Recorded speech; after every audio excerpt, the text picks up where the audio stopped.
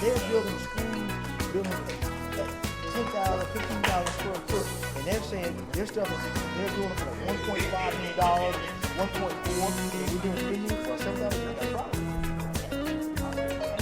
I'm just telling you, I got a problem with that over there. I want to really get these things going. And who is, it seems to me what's happened to me.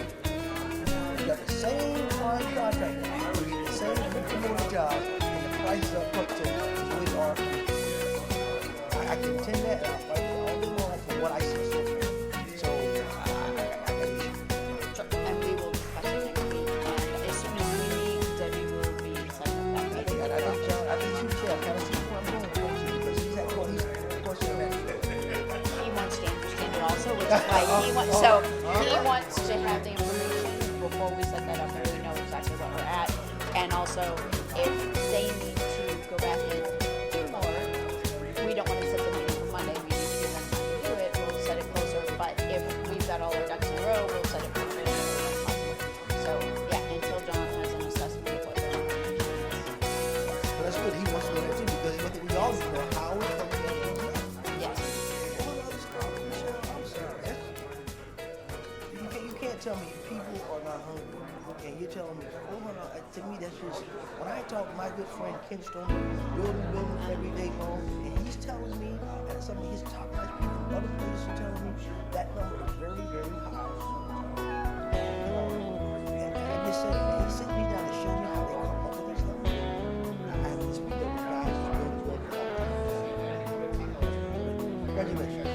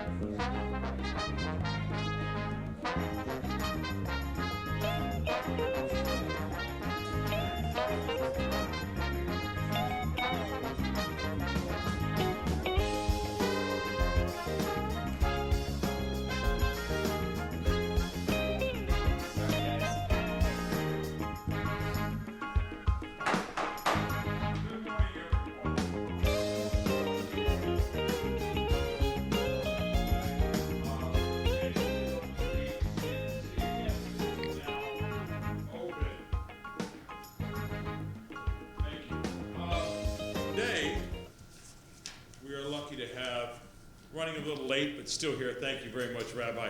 Rabbi Mendy was raised in Tampa and left at 13 years old to study in Detroit, Paris, and receive his rabbinic ordination, in Brooklyn, New York. For the last 10 years, Rabbi has directed the South Tampa branch of Chabad, the largest Jewish outreach organization in the world with over 3,500 branches and in 80 countries. Rabbi Mendy also serves as the first Jewish chaplain in the Tampa Police Department. Rabbi, would you please lead us in the invocation?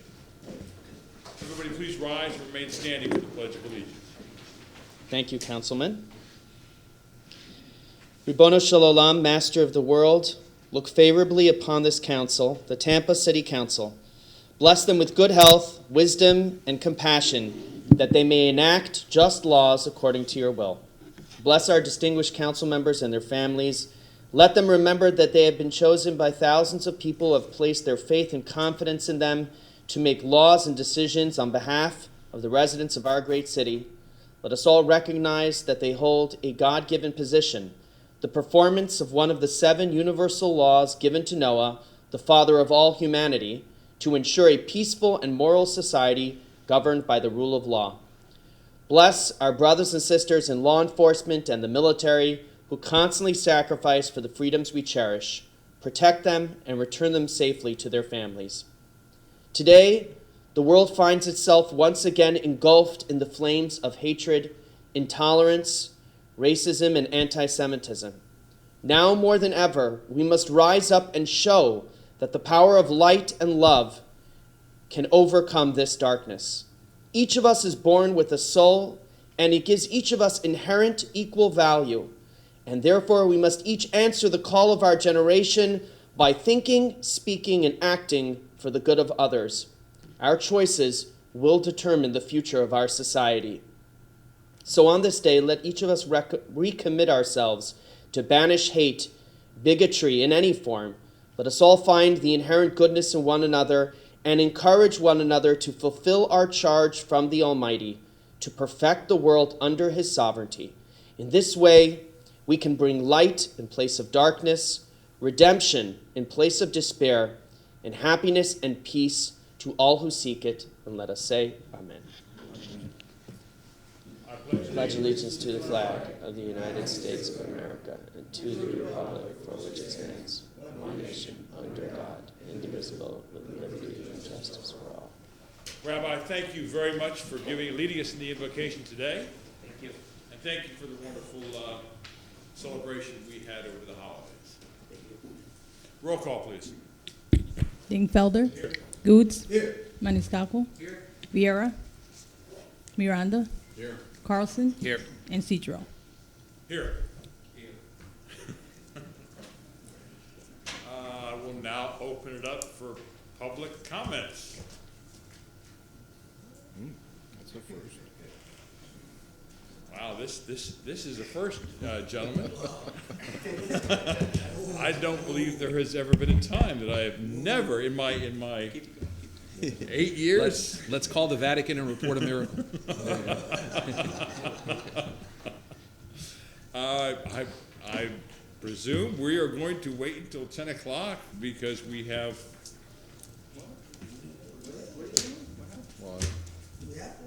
Why is this too short to wait? And I understand that, and I will be making a motion for future meetings. Rabbi, thank you very, very much.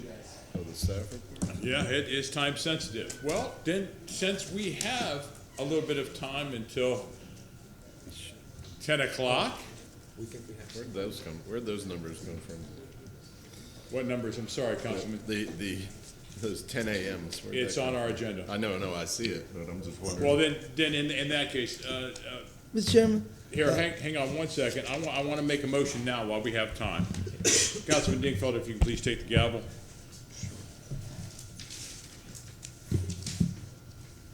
My motion is to remove the time certain 10 a.m.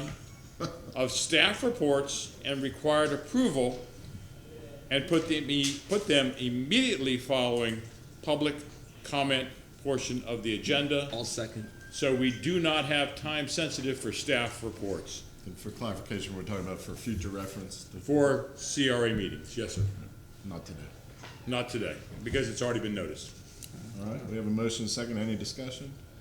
All in favor of the motion, say aye. Aye. Any opposed? Motion carries unanimous. All righty.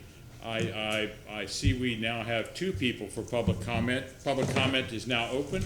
Anyone wishing to give public comment at this time, please approach the lectern. Ms. Burton, good morning. Good morning, sir. So this public comment thing changes, so we are back first now on the docket? From now on, it's going to be for CRA meetings, yes, ma'am. Yes, It's going to be sir. the first thing after roll call. Good morning, Councilman, and Happy New Year.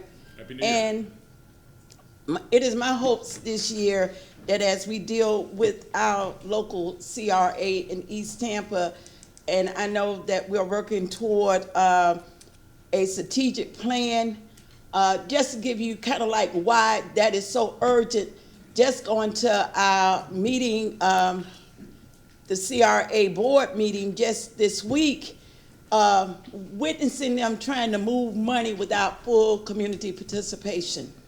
And we're going to stay on top of that. We just want to let this CRA board know that in order to inform our community, we feel that as a independent group of concerned citizens, we are going to have to mobilize our community. So it might appear to be confrontational information that is going to be put out in the community, but it's going to be put out because we are very concerned that with lack of participation, people not knowing when meetings are happening inside of our community, we're watching millions of dollars, hundreds of thousands of dollars moving. We have a facade grant where businesses inside of the community can have a buy-in. Just in our last meeting, the CRA was proposing set aside over $100,000, almost like giveaway money. Those are things that we are concerned about. We know we are not going to be able to have things like really solidified until we have our comprehensive plan laid out, but we are very, very, very concerned that just only a nest full of people is making all of the decisions. Thank you so much. Thank you, Ms. Burton. Next. Mentesnot, Tampa, Florida. It's interesting to know, like 20, 25 years ago when I used to come before the city council, they had so not ever seen, they were so used to white people that sat right there where you're sitting right now, so full of hatred and so full of fear of the African person or the being that just decided to surface and speak about the wrongs and the injustices that's done against us. Had so much fear and so much hatred. And it's a fear of hatred. It's not a real fear. It's not an intimidation fear. It's a real fear of hatred. It's the hatred they possess within them. That what they say, hey, shut him up, lock him up, take him in jail, you can't speak. You understand? Oh, he's radical, he's this, he's that. Well, they label you just like they label us drug dealers and criminals and thugs and gangbangers and all this other stuff. And the reason they do that is because it gives them the opportunity, a clear opportunity to keep us dispossessed, keep us begging. We got to come to them begging for what's rightfully ours, begging for what's naturally ours, begging for our resources all the way back from Africa, begging for our freedom. They like to keep us begging, like pedophiles. When you complain to them, when a child complaining to a pedophile, the child get in trouble. the child get in trouble. When grown men and grown women is having the craziest type of sex, the most inhumane type of sex with little children, with babies. When the children complain, the children get in trouble because nobody believes them. And that's how African people are treated. We're treated like little children complaining about a bunch of pedophiles molesting us, screwing us, doing all type of inhumane things to us. Nobody listens. It's the hatred they have for African people and the continued belief that we shall remain dispossessed, that we don't deserve nothing. We're dirt, we're animals, we're low-level animals. They treat Michael Vick worse than, yeah. That have to stop. And it have to stop with this city council. And they have to stop characterizing us called racial profiling. And they stereotype us so they can treat us bad. That have to stop, and it have to stop in this city. And we need reparations. And we need reparations now. All this begging stuff, that have to stop. Real African people not gonna beg anymore. We deserve and we want our reparations money. Thank you. Thank you. Next, please. Good time.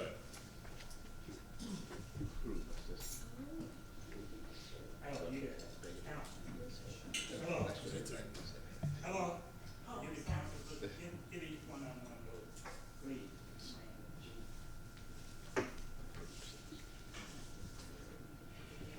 You know, it's so sad the way you all mistreat certain peoples, and they're doing it to all of us who consider to be colored people. It just ain't no justice for us whatsoever. Y'all will sit up there, listen at our comments, and do nothing about it. Y'all act like y'all have a deaf ear. Y'all don't want to hear what we got to say. But you got to hear the truth.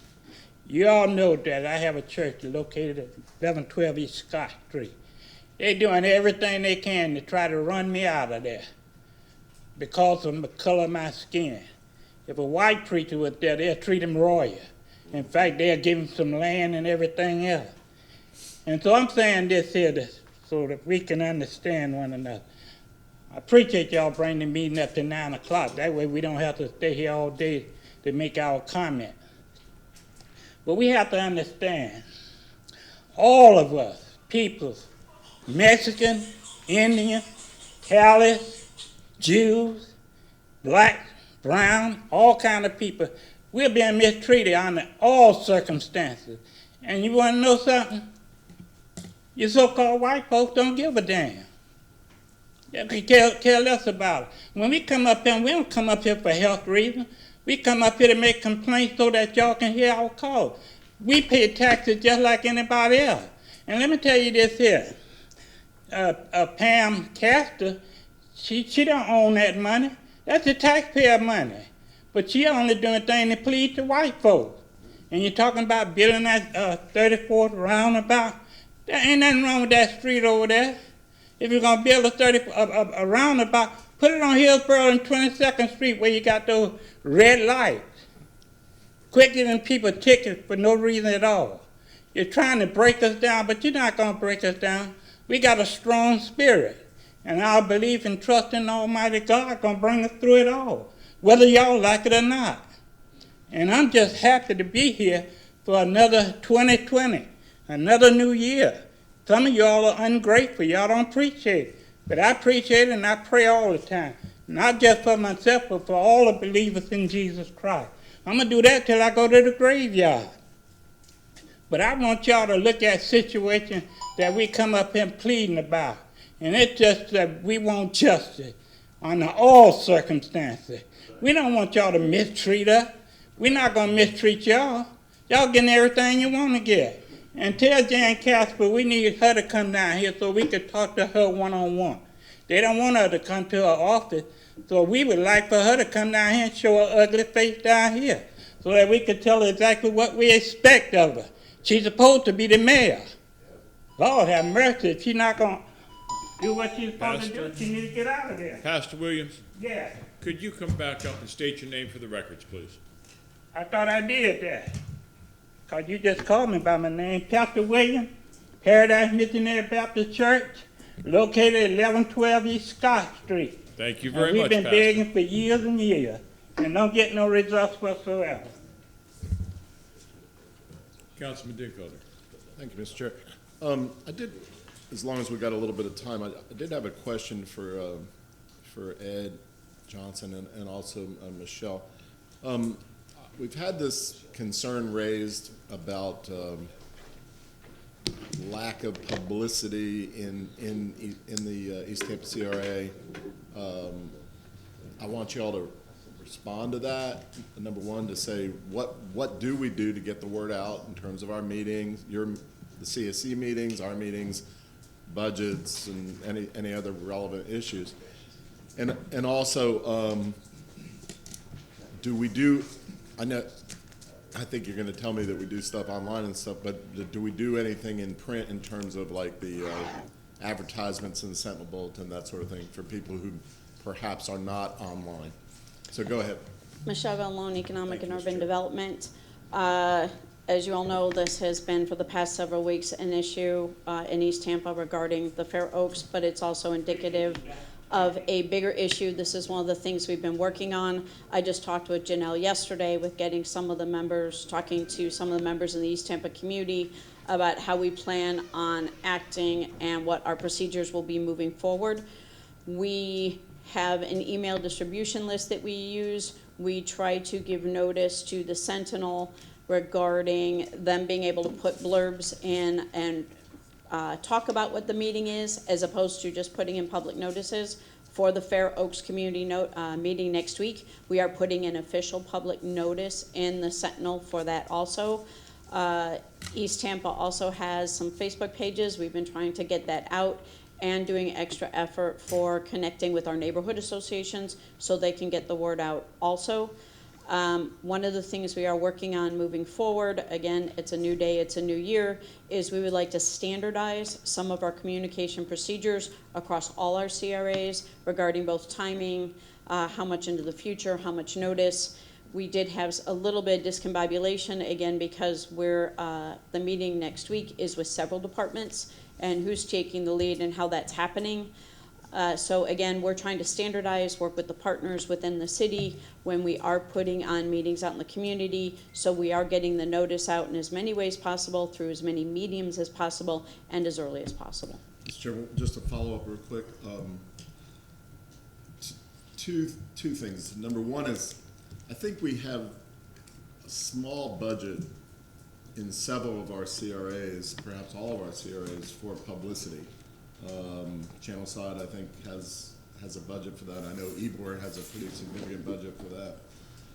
I'm just wondering if we could possibly look into consolidating those publicity budgets. You know, maybe have a full-time person working for the CRA to do all the publicity for all the CRAs. Might be more effective, or hire a contractor, one single contractor to help out all the CRAs to do, public relations, community relations, and that sort of thing. Just think about it. And then number two is, maybe in East Tampa, we should just have a regular ad, every other week or something, down in the corner.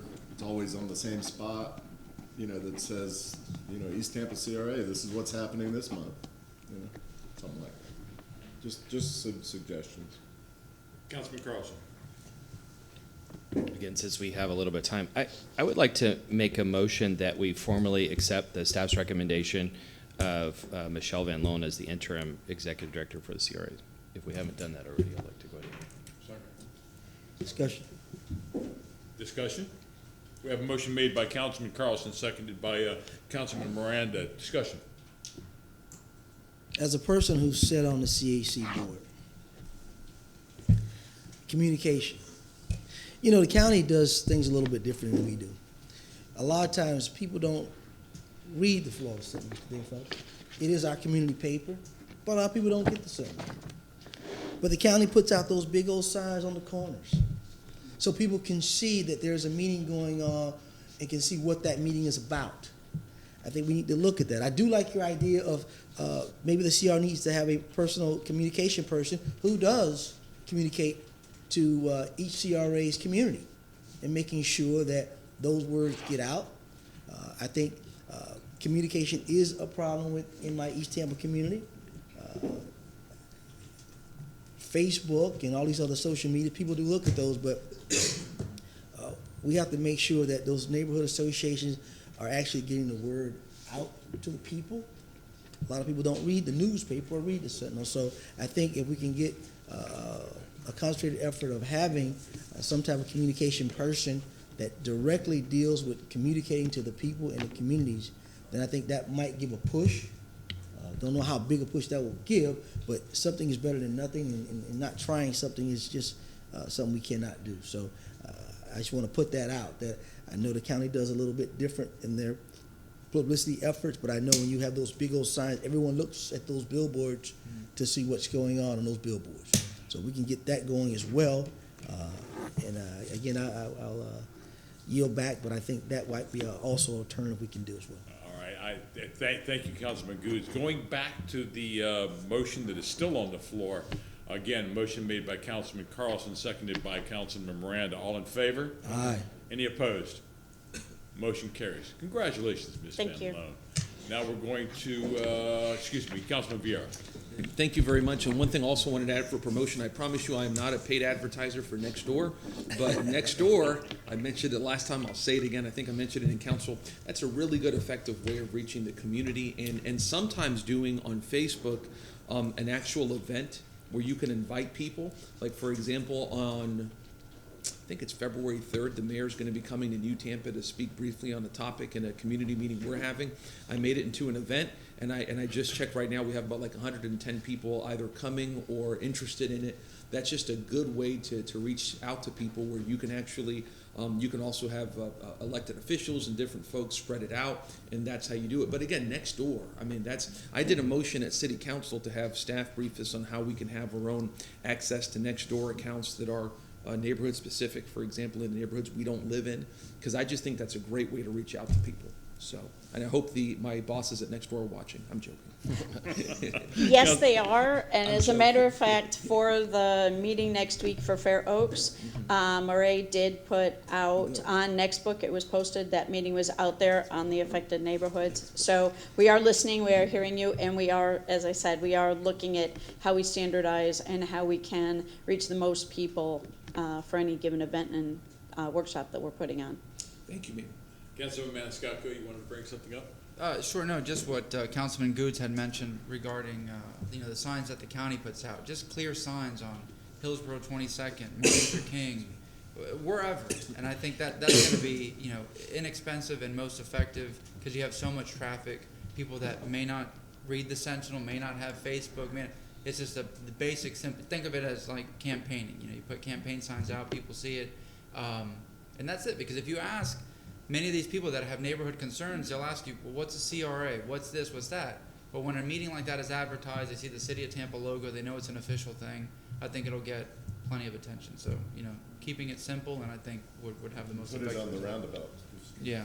Councilman Miranda. Thank you very much. I just sat back and listened, and if that was going to solve the problems, how come only 20%, 22% of the population votes when there's an election? And there's signs, millions of signs all over the place. Anybody got an answer? Yeah. Because we make it too convenient, and they're lazy, and they go, I'll do it tomorrow, I'll send the ballot in, and then when it comes down to it, I knew you were going to win anyway. I'm glad you said that, Well, that's because what they that could said. be the source now. We got good people there, or people we don't like there, it's gonna go that way anyway, and nobody shows up. Yeah. One or the other. So that's the society movement. When, I'm not the oldest person in the world, but I can tell you one thing. When there used to be rallies and you had spaghetti dinners and you had fish fries, you have 400,000 or 500,000 people show up. You have a fish fry now, the fish won't even show up. So what I'm trying to tell you is that society's changed. That's the way it is. Some people are satisfied with what they have. They don't want to go anywhere. They're happy being home with their family. I'm not saying that's the case, But there's not one reason we can pinpoint to cause a situation to go one way or the other. There's many factors. And by the way, nothing to do with this. If baseball got a problem, the cheating is behind the plate, where the catcher frames the ball. Now what's going on? They've been stealing signs for 100 years. So if the catcher keeps calling that ball in and the umpire doesn't call a ball when it's a ball, there's where cheating begins. Thank you very much. Have a nice day. Councilman Dick Kohler. Mr. Mayor, it is unfortunate that there's a lot of voter apathy and community apathy, really. Maybe you're right. Maybe people are happy enough and they think we're doing a good job, and therefore they don't necessarily come out. I don't know. We can't fix that apathy. But as Councilman Goods said, is at least, and I think Maniscalco also said this, at least if we make the effort and we do everything in our power to get the word out, and they still don't show, then it's on them. It's not on us. But it's on us to at least try and do a better job in as many avenues as possible. And the reason I mentioned the Sentinel is, and I know a newspaper is sort of old school and and that sort of thing, but the statistics show that there's still a certain segment of population, older or poorer, who are not online. And so I think it's important that we at least attempt to reach them in any possible way. Councilman Carlson. Yeah, you all know I have events running every week, and there's no membership, and so I have to get a crowd out every week, and I'm also in the PR industry. There are a lot of different tools we can use. The other problem today is that there's so much clutter. A lot of people look at email like Twitter, whatever's in front of you see. Besides that, you stack up with hundreds of emails a day. And so you can try emails, Facebook and Twitter, pop up whatever you see. Even with ads, unless you're spending lots and lots of money, it doesn't always show up. And eventually the signs that are on the street, people block them out. The number one way that people show up is if their friends invite them. So what I would recommend is kind of a grassroots approach toward communication. Ideally, calling circles would be part of it. So you figure out who the influencers are. And in the events that I run, I can see the patterns when a couple people repost or when they tag their friends. Suddenly, that'll bring another 10 or 20 people to an event because somebody is recommending it to their friends. So the more we can do to think about, how do we hit networks of friends and networks of audiences within, the sub-audiences, the more people we'll get, the more we'll reach out to everyone. Anyone else? We have not, Ms. Van Loan. Do you have anything else you'd like to bring before us before we? No, I would Okay. like to yield the floor at your convenience. Thank you very much, Ms. Van Loan. Board members, now that the recruitment for the CRA director, it will become official, I want to have Chief Bennett one last time, hopefully one last time, state the structure that we will be moving forward with this, that we have all agreed on. The CRA board has requested and the administration has agreed that the CRA director will report functionally to the CRA board, directly to the CRA board, and report HR-wise to the mayor. I just want to make sure that Chief Bennett just goes through one more time, briefs us on everything that we have agreed to. Chief, would you be so kind as to do that? That's not a number. It's just a briefing for one last time. Surely. What you read is exactly what I thought we had agreed to. And then when it came out in the media, when it came out in the job description, it was different. And so if we could follow that, I would be 100% in favor of it. So anyway, I'll hand off to you. That's the reason why. I want to make sure that everybody's on the same page. I want to protect what we had asked for. And again, there are so many things flying around. I just want to make sure that we have it clear. Chief, do you mind? Good morning, Board. Just to keep continuity on that conversation, John Bennett, Chief of Staff. That is the exact diagram that I put on the overhead a meeting or two ago when we talked about the service level agreement structure that serves the CRA board operationally. and yet stays under the umbrella of the HR process for the city. It's that simple. So it's exactly what was read, it's exactly what we're looking forward to. And if I could, and I appreciate the motion to accept Michelle Van Loan as the interim CRA director pending the recruiting, selection, and retention process of a full-time CRA director as discussed. One of the catalysts for this concept, which you just approved on your motion, was exactly what's been talked about earlier. I was in an HR meeting this morning listening to the beginning of the meeting, and I understood we had a time 10 certain for 10 o'clock, if you will. But I saw the things progress, and of course I scurried over here. But it is communication with the community that is extremely vital. And I think by having an interim director in place as we go through this recruitment process, it'll give you that single point of contact to work with the community and facilitate the necessary communication, whether it's meetings or motions or things that bubble up from the community for your decision support in this board meeting. So that was a hefty part of the recommendation of having that interim CRA director. And I don't know that I need to reiterate it more, but as you read it, Chairman, that is the organizational design that was on paper that day, has been accepted by the administration and what we're recruiting for. And you will see here shortly that Ms. Van Loan and Ms. Zellman will be presenting the language adjustments within the service level agreement that wrap around that concept. Is there any questions? Councilman Carlson. Two things. One, can you turn that into a motion so that we could officially approve it? And number two, I wonder, I don't know if we have to wait till 10, but I wonder if, I apologize, I was traveling and wasn't able to get feedback to the ad. But if we could reword that sentence in the ad to reflect what's in there, then I think it would be more accurate for the people that are applying. Comments on this motion, or a second? I'm confused also. No, can you turn, my first question was, can you turn what you just said into a motion? To what purpose? I'm not following you. Just so that we affirmatively state that this is our intent of how the executive director will work within the city. We already did that. Yeah. We accepted it without specific language, though, so it was vague, I think, to the media. Okay, go ahead. I think I think I'm on task now.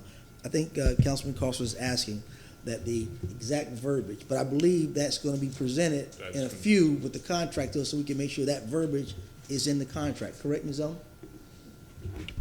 I'm not sure the language in the contract exactly tracks what was read. I have it in front of me, I'll look, but if not, we can certainly add it. I was actually gonna share with you, but we have to wait until 10, a draft revision to the service agreement, and I'm glad to add that exact language into it if that's the council's wish. And that's what So you're if looking for, that's Mr. your Carlson, motion, correct? That we included. And that's in what the you're looking for, agreement. that exact language, correct? In the contract, correct? Yeah, just so that we're really clear. Last time what we did is we made a motion to approve what he presented, but we didn't use words to describe it. And so I think what Chairman has done eloquently is to describe in words exactly what we all thought we had approved. Can we hold off on your motion until we get to that point, till we actually see the verbiage in there? And then the second thing is do we have to wait till 10 to talk about the job description? Or? Well, what's going to happen is at 10 o'clock. Excuse me. What's going to happen at 10 o'clock is I'm going to ask that item agenda number 3 come first so that we can all sit and talk about that before we proceed any further. Is that all right with board members? And I would just clarify the job description that you're referring to, which is the job description to be included in the advertisement for the position, is not on your agenda, so you can talk about it now as new business, basically. Again, board members, I just wanted to make sure that this board, that the CRA director is answering to us and that we don't necessarily have to answer to the economic director. That's what I was hoping we could clarify because, excuse me, I've heard so many things bouncing around. I want to make sure that our request is straightforward and simple. Your words were exactly what I remember that we had approved. Councilman Miranda. Chairman, I agree with everybody, but in the essence of clarity, in the essence that number number three's got Mr. Bennett's name. Mr. Bennett is here, it's got the word here, agreement, and we're talking about agreement, that's not disagreement. It's gonna be confusing somebody, maybe listening to this or recording this, that we take a recess at 10 o'clock and come back at 10 o'clock, so there's clarity on all the issues. Okay, all in favor? Recess till 10.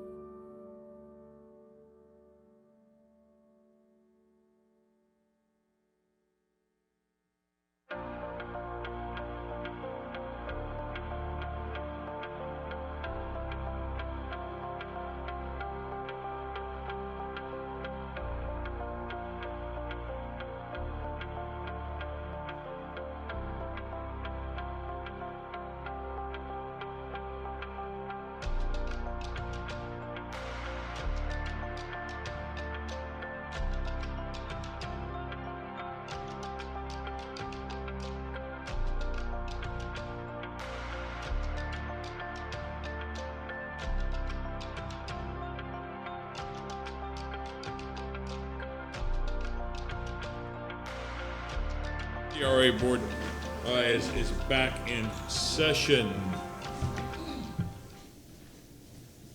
Roll call. Dingfelder. Goods. Maniscalco. Viera. Here. Miranda. Here. Carlson. And Citro. Here.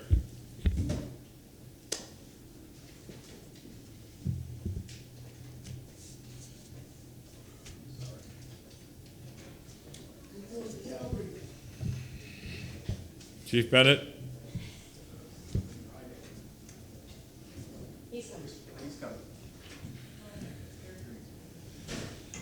Board members, if you remember, we all agreed that item agenda number 3 will come first.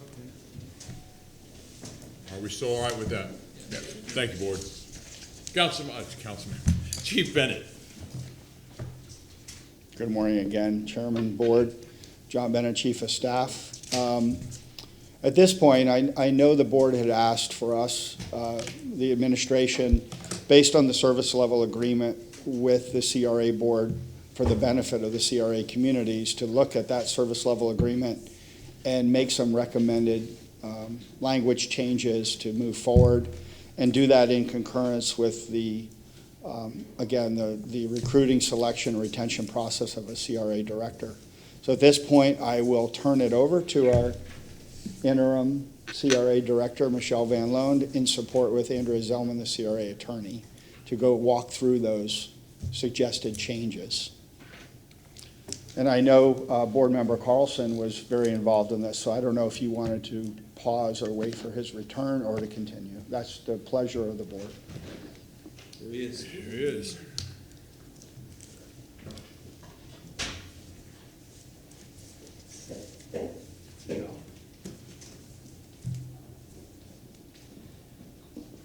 Good morning again, Michelle Van Loan, Economic Development.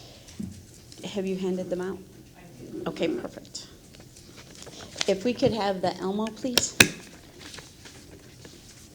So as Chief Bennett has indicated, Andrea has handed out and worked on editing the service level agreement, both in terms of adding language for the CRA director, adding language, as you've indicated in your past discussions and motions, regarding the performance and the CRA board's opinion of the performance and rating of the performance over time, and also the list of services that 1 through 18 to be edited down, consolidated, and more directly targeted towards our statute 163 and the desires of the board. We are bringing this today for your consideration as discussion item, feedback, and then for approval for adoption at the February meeting. So I'm not going to go through the whole entire document. Andrea and I will go through the major substance sections of what the main changes are. So if you look at page 3 at the top, and for our audience viewing, we have added and expanded on that paragraph to clarify that the CRA director and the CRA attorney and our CRA managers and the other city staff will take the necessary actions to basically do the business of the Community Redevelopment Agency, the board, all of you, and through our community redevelopment plans as represented by our communities. So we've added that language. And we added, again, as requested by CRA Board, the statement that part of our responsibilities are implementing the community redevelopment plans and the strategic action plans as adopted.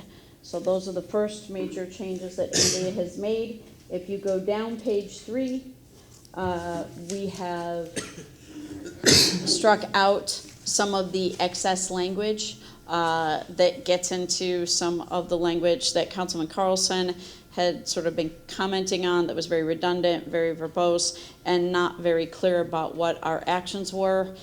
So we got rid of 6, and it's been incorporated into future bullets. 7, again, just clarifying the language on number 7. The majority of the changes are on the next page on number 4. And what Andrea has done, hang on a second, get this lined up. Most of these, again, with a lot of language that was copied directly out of the statements of State Statute 163.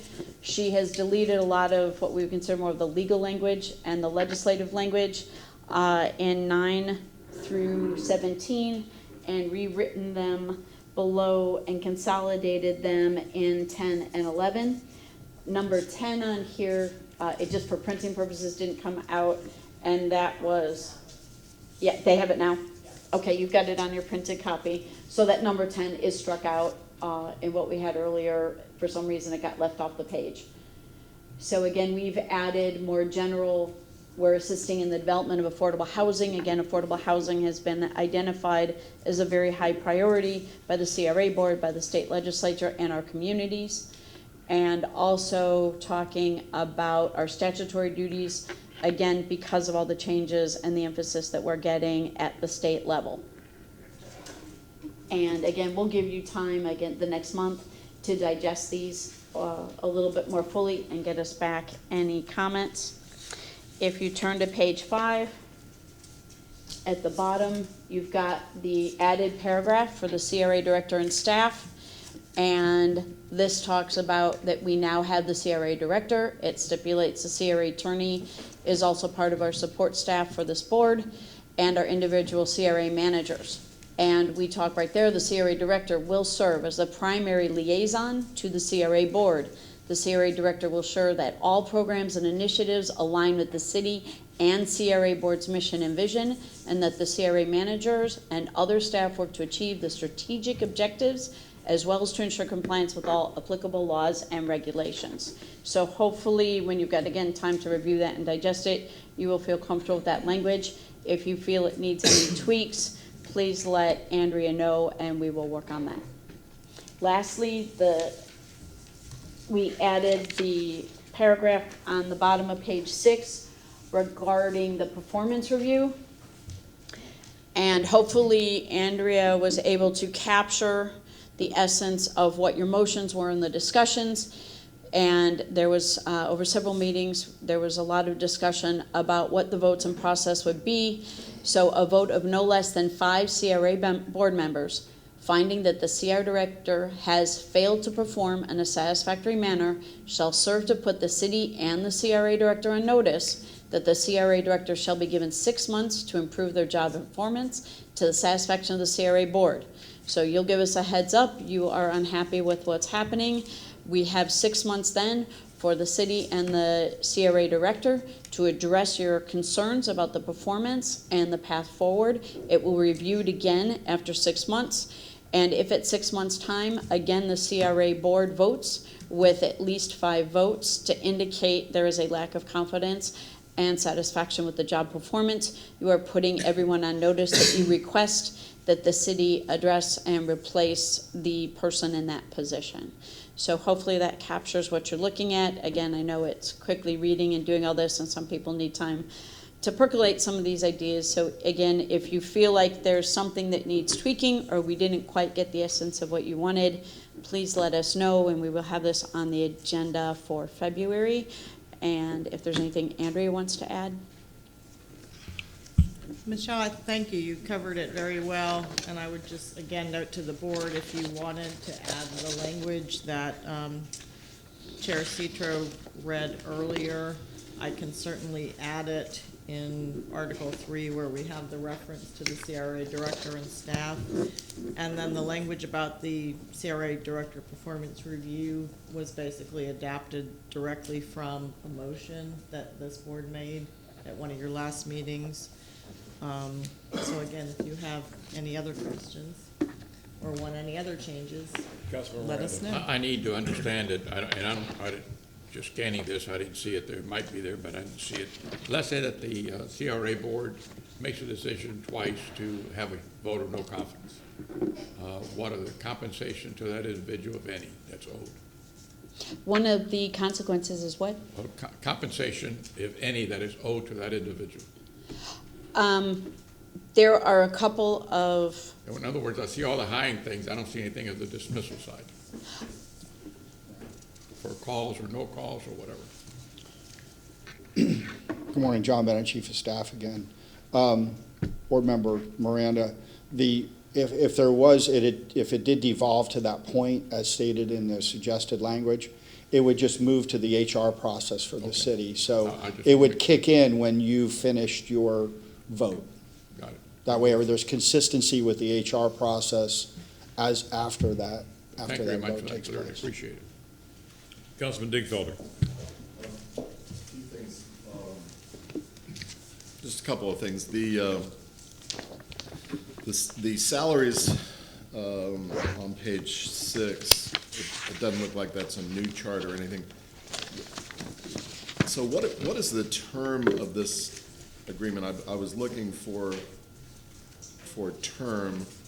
You adopted this agreement and it became effective October 1st, 2019. Right. And it is always annual. So it will expire on September 30th, 2020. So the salaries did not need to get updated in response to these changes, because when we adopted this budget and we developed the budget, 50% of the administrator position was being charged across the CRAs. And by the time the permanent CRA director is on board, you will only have about 6 months left into this fiscal year. So there was enough money in the current budgets to cover the salary of that person. So in next year's budget, that would be added on at the top of this, I guess. We would have to look at how all of that, yes. Okay, and I apologize, I do see it says period of agreement on page 5. On the bottom of page 5, and I know this is trivia, but it says on the red, it says second line, city shall provide director, attorney, and individual CRA managers. I would suggest adding right there and staff, because we do have, like Ebor has some folks that are more than just the manager. You also have a couple of staff people. So anyway, I guess I would just suggest adding that. And Mr. Chairman Citro, you read some language. I haven't seen it I haven't seen a copy. If we're going to try and incorporate it into page 5, as Ms. Zellman indicated, could we get a copy? Or I will get that to you today. Yeah. Or do you want a copy made? I think if we have folks that could make a quick copy. Okay, Tim, if you could, please. Okay. I'll have a copy for each of you in hopefully a matter of minutes. Thank you. Pardon? Oh, excuse me, and one for the clerk, yes. And one other question. On page 5, item 6, Michelle, is that I think that was something, is that something we added new that last year? No, that has been in there since, I think probably when I started in 2007. Okay, and what's the intent of that? I do recall we've had some discussions about RFPs that pop up in some of the CRA districts that ultimately have some impact on our budget, and that we don't really see them until the RFPs have already been awarded or on the verge of being awarded, and then we're kind of chasing the train. I thought maybe that was the intent of item 6, but anyway. That was the original intent. I think it had been there for so long, and all of us had just been in the habit of just addressing the numbers and updating the terms, that most of us had not read it in full for a long time. We'd had enough staff turnover that it had been sort of forgotten over time. So we did appreciate you bringing that back to our attention last fall. So as we agreed last fall, we will be bringing any scopes of agreement. So when we look at whether it's a construction project and we're going out for an RFP, or if we are looking to hire a consultant, again, and we put out that scope of work, at the same time that we bring it to our CACs for review, we will also circulate that draft scope to the CRA board for your feedback as well as our CACs. So implicit in that is the fact that it's not going to hit the street Before you've seen it. before the CAC sees it and we see it. Yes. Okay, thank you. Councilman Carlson. Yeah, thank you for bringing this draft back to us. what I think the first part of it does is it streamlines it. One of my concerns, I wanted it to be more strategic, and although we can't pay for services, it was very real estate focused in a certain specific way, and I think by streamlining it, focused on strategy, I mean, it opens it up. And adding in affordable housing, per statute for the community, as you said, is very, very important. And we haven't been doing that much of it in the CRAs, and so making sure that we focus on that is an important area. What he said a couple weeks ago, we have a shortage of 50,000 homes in this community, so we need to really focus on that. One kind of, maybe it's a small point, but I've always called this position the executive director. I think the perception is that all of you all are directors. Is that, I don't know if anybody cares about that, but it seems like if we just say CRA director, it might be confusing. Again, John Bennett, Chief of Staff. The term director is consistent with the HR org structure. Titling for public-facing purposes can really be what we want it to be. That happens quite a bit in government. We will have an external title for the sake of the working side, which is the functional role that you play, but internally it'll align with job description and classifications as a director. So my recommendation for, we can even, if you want the recruiting to say executive director, if we want the business card to say executive director, that's all well, but from a classification point of view, we don't have the term executive director in the HR. Do I need to make a motion for that, or I think we're just going to do it in practice, or we can put it in the SLA if it's a recommendation. But do you all agree that that's what we've been talking about? It just seems to me that I don't know if it's their official title, but all the rest are... They're managers. Manager, okay. The rest are managers, or there's other roles below the management or supporting management teams. The other thing is, we talked about adding that language, and then the last thing is, do we need to make a motion on it? I guess we'll look at it in a few minutes. The last thing is on this motion. I think Board Member Dingfelder made, which is about the supermajority vote. I assume that doesn't preclude since the person ultimately is reporting to the mayor through HR purposes, doesn't preclude the mayor from firing the person, right? Yeah, so the position, again, under the big city umbrella is an at-will position. Yeah. So the language that's in there is kind of the relationship or working language that the board was looking for to have that functional oversight of the position. Yeah, I think that was set up. Not speaking for him, but I think the idea was that if there's a disagreement, but if there's alignment where the mayor also says, yeah, we need to change people, then that probably we wouldn't wait 6 months, right? Right, yeah, I mean, okay. So the position is at will. You're putting in the service level agreement, which is, again, the kind of the transaction between the board and the city resources and efforts to get the CRA processes done, and benefiting from all those in-kind support services that aren't costing the taxpayers anything. Great, thank you. I think this is a good solution. We just have a few semantics to work out, but thank you all for coming back with this. Councilman Goods. I'll let Dean from do it. Okay, Councilman Dingfelder. All right. Mr. Chairman, I don't want to steal your thunder, but I appreciate the copy of your suggestion. I think it's well intended, and if you wish, I can propose where we should plug it in the language specifically to use. Is that okay with you, Mr. Chairman? Proceed. Okay. Go ahead. So at the bottom of bottom page 5, in the middle of the red paragraph at the bottom, it says the CRA director will serve as the primary liaison to the CRA board. And then I would suggest inserting your language, Mr. Chairman, a part of your language from that paragraph that you just handed us, and then it would go on to say, the CRA director will report functionally to the CRA board and administratively to the mayor at that point in that red paragraph. That is fine with me. Thank you. Okay, and then, so I'll move that. Motion second. Okay, we have a motion made by Councilman Dingfelder, seconded by Councilman Carlson. Any discussion? All in favor say aye. Any opposed? Motion passes. And then secondarily,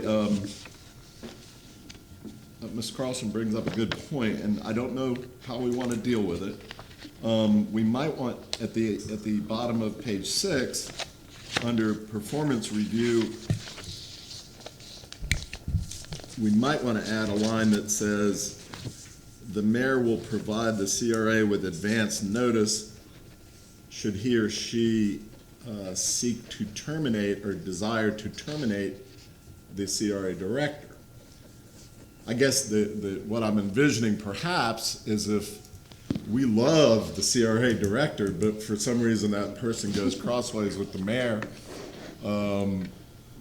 you know, could or should the mayor be able to just can that person without giving us any notice or input or anything like that? John, I'm not saying that's ever going to happen or that's the intent of this mayor or anything like that, but as long as we're putting things in writing, you know, that's sort of an extension of maybe what Mr. Carlson was thinking. I don't know. Thank you. Did I look like I was in pounce mode? That preemption seemed to be. No, what I wanted to just bring up as you're socializing that, and Andrea may be able to support this, I can't get as granular as I would need to without the HR director here or interim director. But what I would caution to is that the spirit of this is working together to co-create government for the benefit of the CRA. The spirit of everything we've been talking about for 4 months is trying to now get codified. We want this to work as much as you want it to work, which is why we've been embracing the idea of having a CR director. And the reason I'm kind of broadening this conversation a little bit, there could be situations that, you know, any employee, not just the CRA director, get involved in that could be misfeasance or malfeasance of nature that I know you're not talking about those kind of things. You're talking more subjective reasons that any at-will employee could be discharged for. But how do we parse that down in something when we know the spirit of this working relationship is really what we're after? And I'm just afraid we will get so nuanced that we may box ourselves out or into an HR problem when we all know that that's not the spirit of you know, a rapid decision. This is a working relationship that is prefaced by the service level agreement for a lot of good reasons, and there's not any desire to make any instantaneous movement. And I think the administration has shown the telegraphing of thoughts, you know, collectively or individually with you over the past 8 months. So I would just put that out there before you thought through that. Councilman Miranda, you want? I'll yield to Mr. Councilman Carlson. No, in the beginning of this, we said that that ideally this position would act like the legislative aides.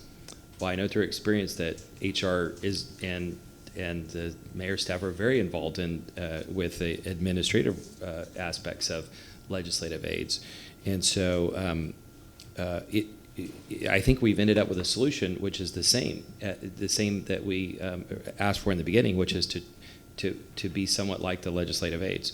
But is there a separate set of rules? You know, what would happen if you or the mayor decided to fire a legislative aide? Is there a set of rules in dealing with that we could just adopt the same thing or reference that? I mean, there's no precedent for it that I could refer to, but just in the spirit of, I think the insulator for this case, just to stay very narrowly focused, is the service level agreement. Everything that, and even the motions, while they're appreciated, and I think they're subsets of adjusting the language in the service level agreement in a formal way to bring you back a final proposal for your vote next month, because the whole service level agreement is kind of open right now, the motions are just kind of ticking points through it to get where we need to be. So I don't have a precedent on that. I just know that the administration is not going to be interested in trying to fire a legislative aide or the CRA director without the the requisite engagement of the supervisor, which in your case over the legislative aides is each of you, and collectively over this CRA director. So, and again, I think that's why the org chart distinguishes, and again, let me go back to a different analogy. Right now, we have school resource officers working inside the school district. That is a joint relationship between the Tampa Police Department and the school district. If there is some kind of situation that arises that is on the police HR side, there will be discussion with that requisite structure inside the school district to let them know what's going to happen, but as dictated by the rules, procedures, and all the requirements to be a certified police officer. If it is just a bad fit, the school's going to get with the police department and say, this is not a good fit. Am I correct? Oh, I know how that goes. Yeah. And then they will move that person out of that role because we want a highly functioning model for the sake of the people that are beneficiaries of school security and the CRA community. So again, it's, I just don't see where the problem would surface itself. Councilman Miranda. Thank you. I'm just trying to do, in my mind, different scenarios, and the CRA is the one that's going to do the hiring, right? Correct. The mayor's not going to hire the person, am I correct? Let me phrase it this way. The CRA board is going to do the selection. The city will, just like your age, Right, the city will do the HR transaction to hire. Correct. The mayor certainly has the right to fire anybody that works under her directly. Fire, police, department heads that she appoints, and so forth and so on. In this case, that's a little different. However, if the mayor chooses to, this mayor or any mayor chooses to, whoever the council members are, to have a dismissal process, whoever the executive director, and I don't like to use executive because at the time of firing, that means more money going out the door. Just director is enough for me. Because then you're one of a few and the director is one of many. So it looks, I'm trying to look at the thing realistically. So when I look at this, the mayor, whoever that person is, whoever the city council members are sitting at the CRA board, then I would imagine whoever that mayor has got enough smarts to have a meeting individually with CRA board members and explain the cause as to why. And it may be agreeable or not agreeable. And at that time, whoever the mayor is, if it's not agreeable, I'm sure it's not going to go back and say, well, I still want to do it, because it's still that 5-2 vote, in my opinion, I'm not a lawyer or a judge, will override the mayor's decision.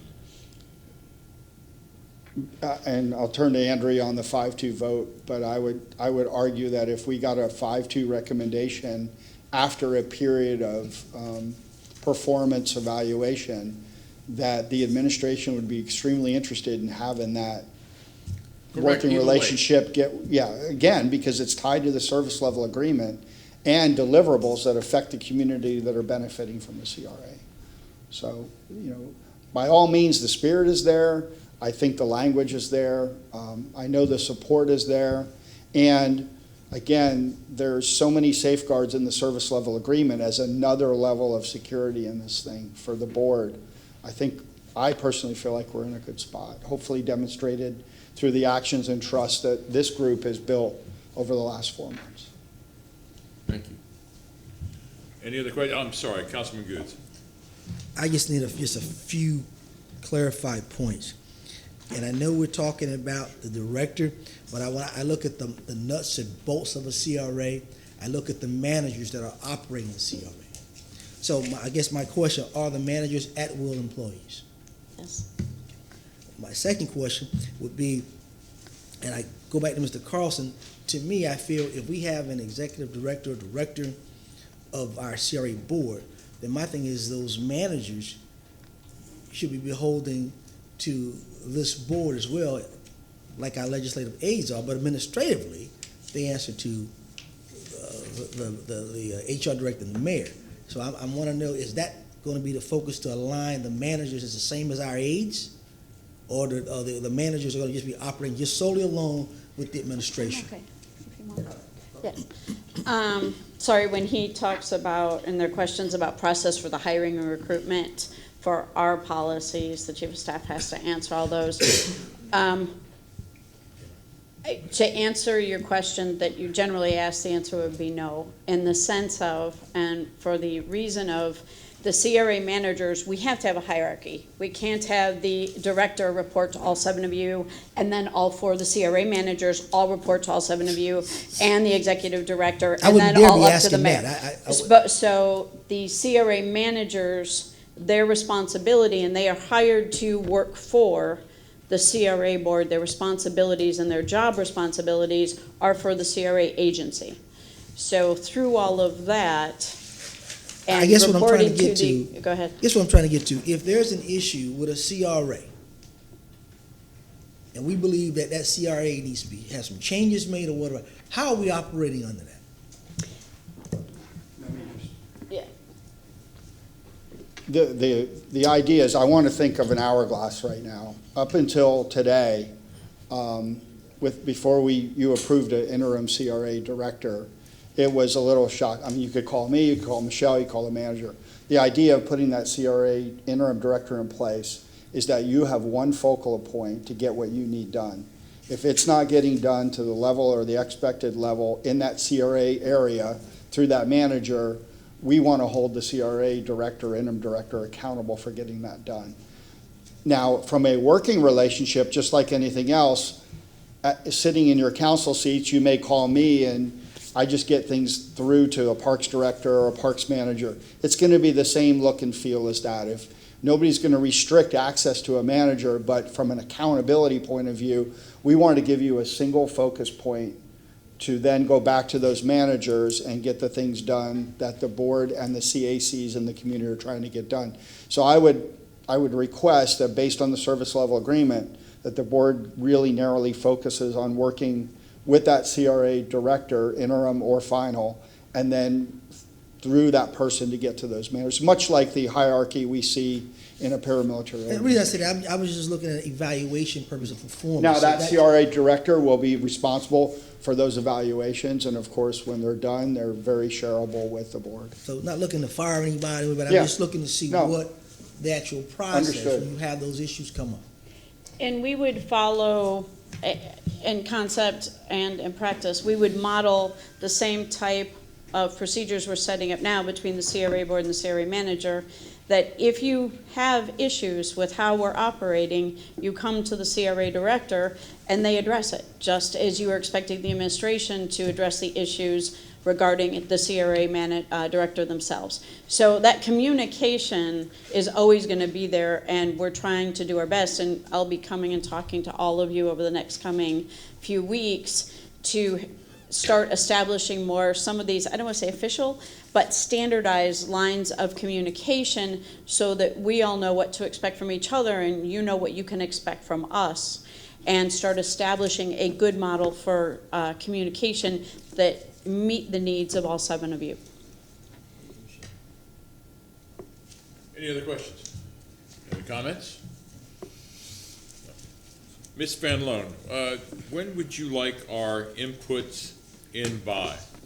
When would be ideal? Ms. Excuse me, Zelman. Ms. Zelman. What I'd like to do is bring back a final draft of this at the next CRA board meeting. And of course, we'll want to get it into SIRE and have it available for the public and all that. So really, February 6th? The week before? yeah, even earlier, I think, I'm trying to remember, I think we need to get it in SIRE, what is it, 9 days? So maybe I need to look at the calendar and back the days out, but Our SIRE deadline for the February 13th meeting would be February 3rd. So if within about, by January 27th or 8th, which would give you about 8 to 9 working days, if you can get your comments back to our CRA attorney, that would be greatly Let's appreciated. say the first of the week, the 27th, gentlemen, if we could have all our input in by the 27th of January. That's fine. Does that work, Ms. Zelman? yeah, and honestly, even January 30th would be fine. I shouldn't give you more time, but I will. I'd like to thank everybody that has helped out on this. It's been a great step for CRA, for the city. Thank you, Madam Mayor. I do appreciate it. Thank you, Ms. Zelman, and thank you, Ms. Van Loan. All right, shall we go to item agenda number 1? Can we go to number 2? Our gentleman's been waiting. It's a word backwards. I like the verbiage on that one, thank you. All right, agenda item number 2, please. Thank you. Thank you, Chief.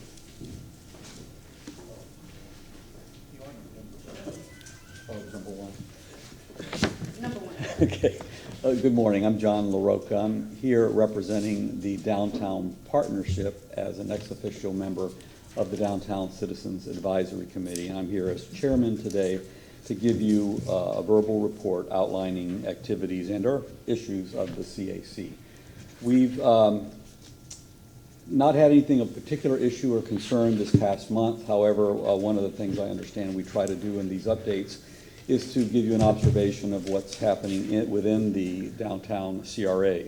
Many of you have attended and are aware of, for example, USF Morsani's School of Medicine had their ribbon cutting ceremony, and some of you have participated in that. So that's the first significant new activity that's occurred in the Water Street development. Along with that, Water Street continues to move rapidly ahead with a number of development projects, including 815 Water Street, the new office tower, 1001 Water Street with approximately 380,000 square feet of development. Certainly Sparkman Wharf and the office renovations within the Sparkman Wharf area, and development along the waterfront with new restaurants being announced is coming along. The JW Marriott Hotel project is moving forward. The building is in its, hopefully to be open by the end of the year and prior to the Super Bowl, early part of next year. But the Sky Bridge has been installed connecting the 2 Marriott hotels across Water Street. American Land Ventures has completed the demolition of the pedestrian overhead walkway between the Strauss Center and the Poe Garage, and city advancing the eventual realignment of streets in that particular area. The Modera Tampa Apartments are beginning their foundation work, the property that surrounds the Times building near the Strauss. Tyler Residences is the name of the new 22-story apartment building that is being constructed at Ashley and Tyler. Associated with that has been the relocation of the Domino's Pizza establishment to a location and retail space on Florida Avenue on the backside of 915 Franklin. Other activity, from my observation, not only as a representative of the Downtown Partnership, but as an urban planner and one who's practiced in zoning and land use for a number of years, there's a continual activity that we see occurring downtown with either land speculation or acquisition of property for future residential development. We see a significant amount of continued interest with redeveloping properties for residential use within the core, and certainly as one moves away from the core of downtown. Last observation that I want to leave is that having been downtown for many years in my work environment, downtown now has a significant amount of mixed-use activity. We see people on the streets at all hours of activity utilizing parks, restaurants, certainly office work environment with development that's proceeding. The future of downtown is great and positive, and we hope to report very positive activity to you in the future. Thank you. Any comments or questions? Thank you very much for your report. Thank you. Part of duties as interim director is trying to figure out the numbers and order of the agenda. I guess now we're going to number 1. So we'll bring up our PowerPoint for the monthly reports.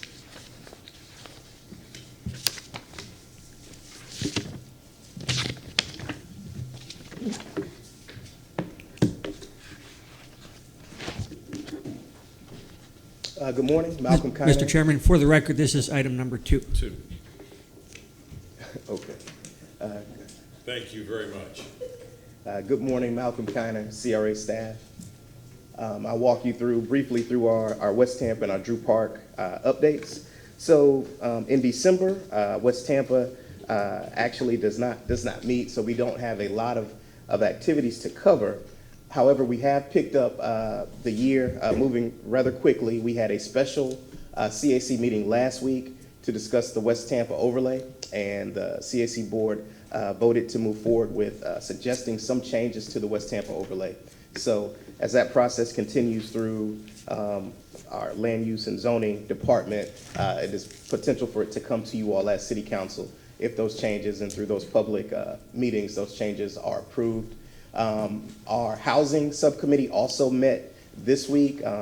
As you all made a motion, I believe it was during our December meeting, to look at additional housing rehabilitation and housing programs that utilize specifically CRA funding. We've started that conversation, and we will come back with some recommendations either next month or within March.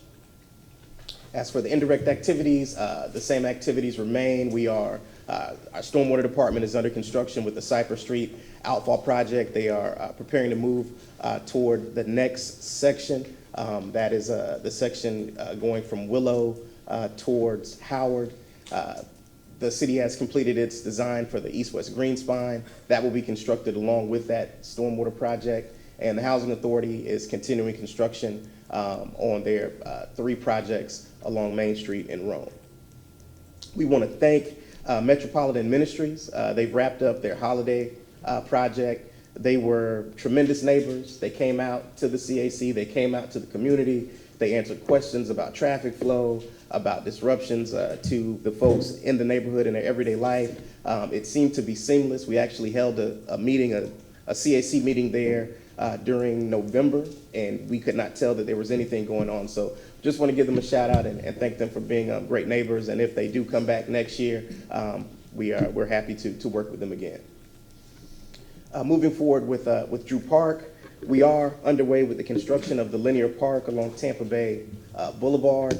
We are currently working with a professional services firm. That scope will be coming to you hopefully next month for your review and your approval for the update of the strategic action plan. Our facade grant program is active and current. And in good news, which you will see later on in the agenda, we actually have a few applications for folks who would like to join the Drew Park CAC. We actually have a couple others that did not make the deadline for this meeting, so they will be on next meeting. So that will leave us with 1 or 2 openings, and we're going to continue to advertise that and get the word out. So we have a full board moving into our strategic action planning update.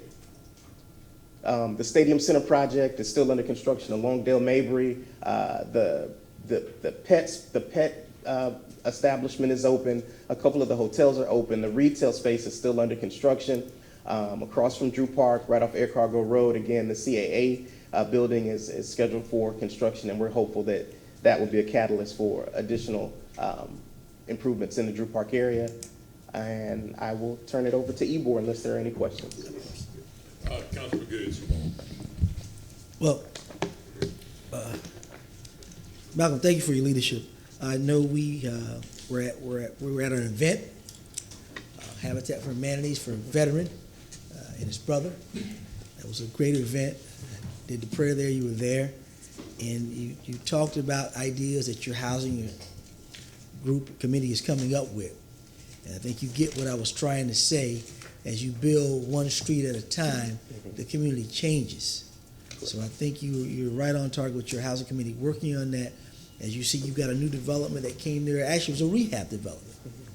And now you talked about, we're going to try to paint this house, that house, to now make this whole street livable. And that's what I say when I talk about the assets we already have in our communities. Everyone's not ready to be a homeowner.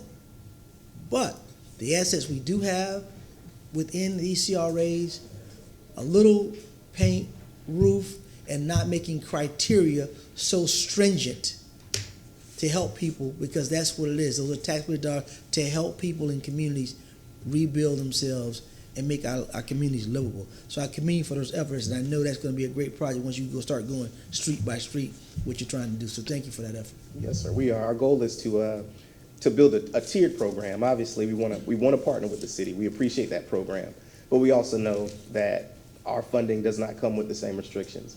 We just want to make sure we do it responsibly, and we present ideas to this body that you agree with as we move forward. Councilman Dayfelder. Thank you, Mr. Chair. Two questions. In looking at your report, I keep seeing this term, and maybe it's just semantics that bugs me a little bit, but I keep seeing this term. It says east-west green spine cycle track. And I know that that's a city project that it looks like, you know, the CRA is kind of, I guess, tangentially involved with. But do we know anything about, and maybe Mr. Maniscalco, no, he's not here, Mr. Miranda could help me with this, because you've been here last term. What that's about, what that means, green spine, it sounds disgusting. Green spine cycle track. So, Councilman Dingfelder, be careful. There are a lot of people working on this project. No, I don't have a problem with bicycles. It's just the terminology. Or Louis, you were here too for a while. It's a spine that gets cirrhosis and it turns green when you go to the doctor and it shows up in your CAT scan. That's sort of what I envisioned when I see it. Anyway. well, I can take. Thank you, Malcolm, please. I can take a stab at it, Councilman. I don't want to misspeak or speak on behalf of our transportation department. And it is not a CRA project. This is a project on the other side of the house. If you're familiar with the Cass Street Bridge, when you cross Cass Street and you cross Ashley, and you're heading towards Tampa, that is the green. That is what we're connecting to, the green spine. So it is a dedicated bike lane that is protected from the roadway. That project is slated to go from Howard east, and I don't want to misspeak, but it's going to go all the way into East Tampa. So it's going to go down Cass, connect to Nucio Parkway, and then keep heading on east into a park. Is that part of what we have, this concrete right here by this building? It will be very similar to that, yes, sir. But this system is going to connect to the Cass Street system. I see. So it's the same thing. That's what the Cass Street green spine means. So it's a dedicated protected bike lane. I'm all in favor of bike lanes. It's just the terminology is kind of weird. All right, I'll talk to transportation. So one other question. I got a letter from, and maybe all council members got a letter from the Urban Progress Alliance. I've got it here, but yeah, that's right. And he speaks to yes, Mr. Hill. He speaks to possibility of a community garden in West Tampa. And I know we have community gardens in other parts of town, and later in the agenda, we're going to be speaking to one in the Meacham Garden in Rob's area. But anyway, have you been approached, the West Tampa CRA been approached for a community garden by the Urban Progress Alliance? No, sir. And I'm very familiar with the organization and with Mr. Hill and have a relationship with him. On the periphery, I have seen through our Acela system that they are planning a garden, but they have not formally approached me. I haven't received a letter or anything, so I encourage them to Andre to get in touch with me and we can have a discussion about it. Okay, or maybe you can reach out to him. I mean, I think it sounds like a neat idea. I like community gardens, and I think they do bring community together. I think the CRA might be an appropriate vehicle, for that. So. Yeah, we actually have. We passed a grant program last year, along with our special events grant, that helps specifically with small community grants. So it may not be what they necessarily are looking for, but it's something to start, and then we can talk moving forward. So that's not a problem. I can give him a call. Listen, with all that land that got taken over, the housing authority land, maybe there's some land in there that, at least on a temporary basis for 5 years, might be able to be used for a community garden. Well, again, I don't want to misspeak, but I believe they already have a property. But I'll talk to them. I'll check in with them. That's not a problem. Thank you, Mr. Chair. Thank you. Any other comments, questions? Okay, thank you. Ms. Orr. Good morning, Courtney Orr, Ybor City CRA Manager. Let me bring up the PowerPoint. So I just wanted to explain some of the direct activities that the YCDC staff has participated in to make improvements in the Ybor City area. We're working on the Fernando Noriega and Centro Ybor garage restrooms. We're doing pretty much an overhaul in the Fernando Noriega. It was way overdue, so we're doing a lot of improvements in it, and then more minor improvements in the Centro Ybor garage restrooms. the Palm Avenue monument that you'll see when you enter eastward on Palm Avenue. It was starting to crumble, so we've coordinated with a contractor to make those repairs as well as improve the signage on that sign. We identified dead trees along 21st and 22nd Avenue. As you know, there was a guarantee for those trees when FDOT, when they were planted with the roadway improvements, and we're outside of that, so we now are taking responsibility for any of the palm trees that are hit or have died, and so we replaced about 5 of those. There was a fence repair along the CSX right-of-way. We coordinated that with the contractor, and then the beloved mural on Adamo Drive. The community was very interested in making sure it was still looking up to par, so we enlisted the original artist, Michael Parker, to reglaze that so that it has more longevity and looks nice. The management issues that we have addressed this past month include just trash pickup services and code violations, homelessness, complaints from the community, pre and post parade cleanup planning, pressure washing and special district improvement requests, parking sign, paper bench, litter basket repair. So some of the few things that we are engaged with repairing. And sorry, Councilman Dingfelder, my green spine cycle is on here, but outside of the name, we are offered the opportunity to review as staff since it does affect our respective CRAs, so staff is offered the opportunity just to review it, and our portion is new CO to 7th, and we understand that that's supposed to be underway in the fall. Our special events, Culture, Arts, and Special Events Committee, we're working on our special events co-sponsorship grant program. I know the legislators have looked at that in Tallahassee and kind of picked those special event grants apart, and so we're just making sure that we're trying to stay inside the state guidelines of what they prefer to see in those special event grant opportunities. And we stay engaged with our neighborhood associations. We have a couple of very active neighborhood associations in Ybor, and we attend those periodically just to stay engaged and hear what the community is saying in their areas.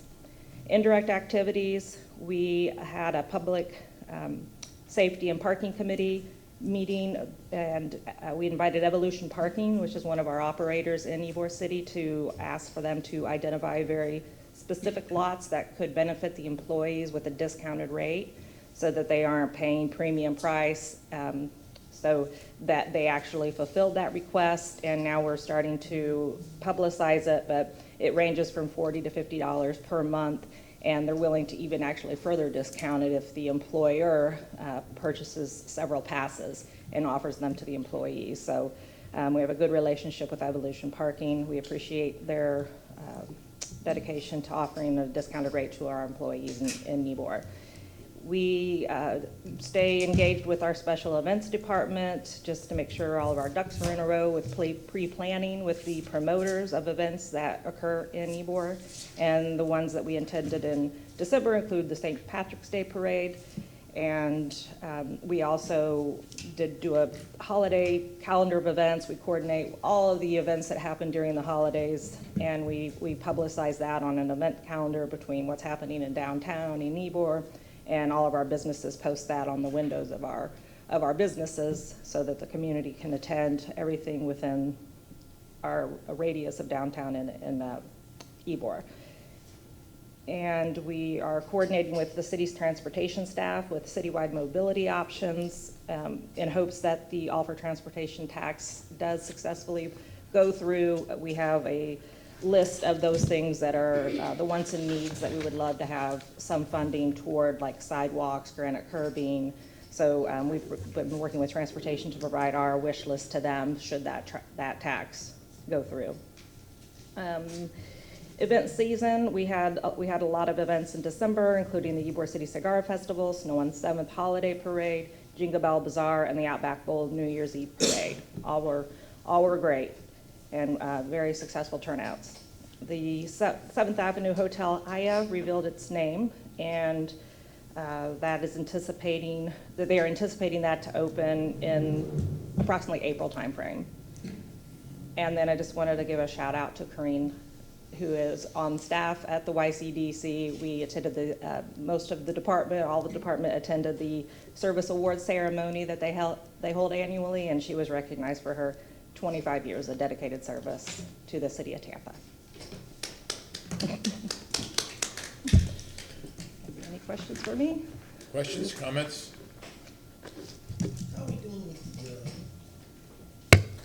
How are we doing so far with the pop-up parties in Ybor? That calming down now over?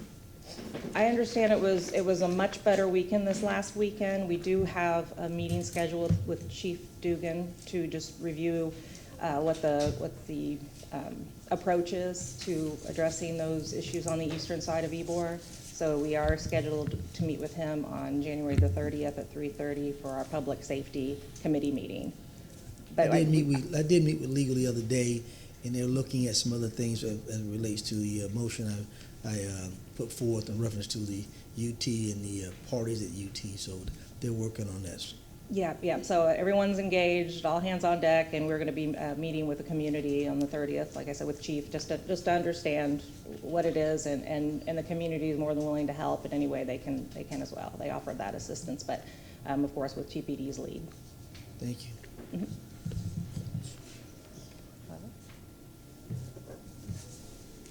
Mr. Johnson, how you doing?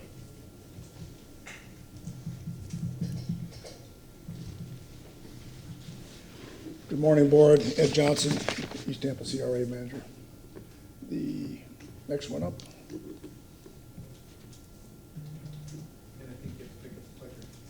Yeah, here we go. We got to move them on here.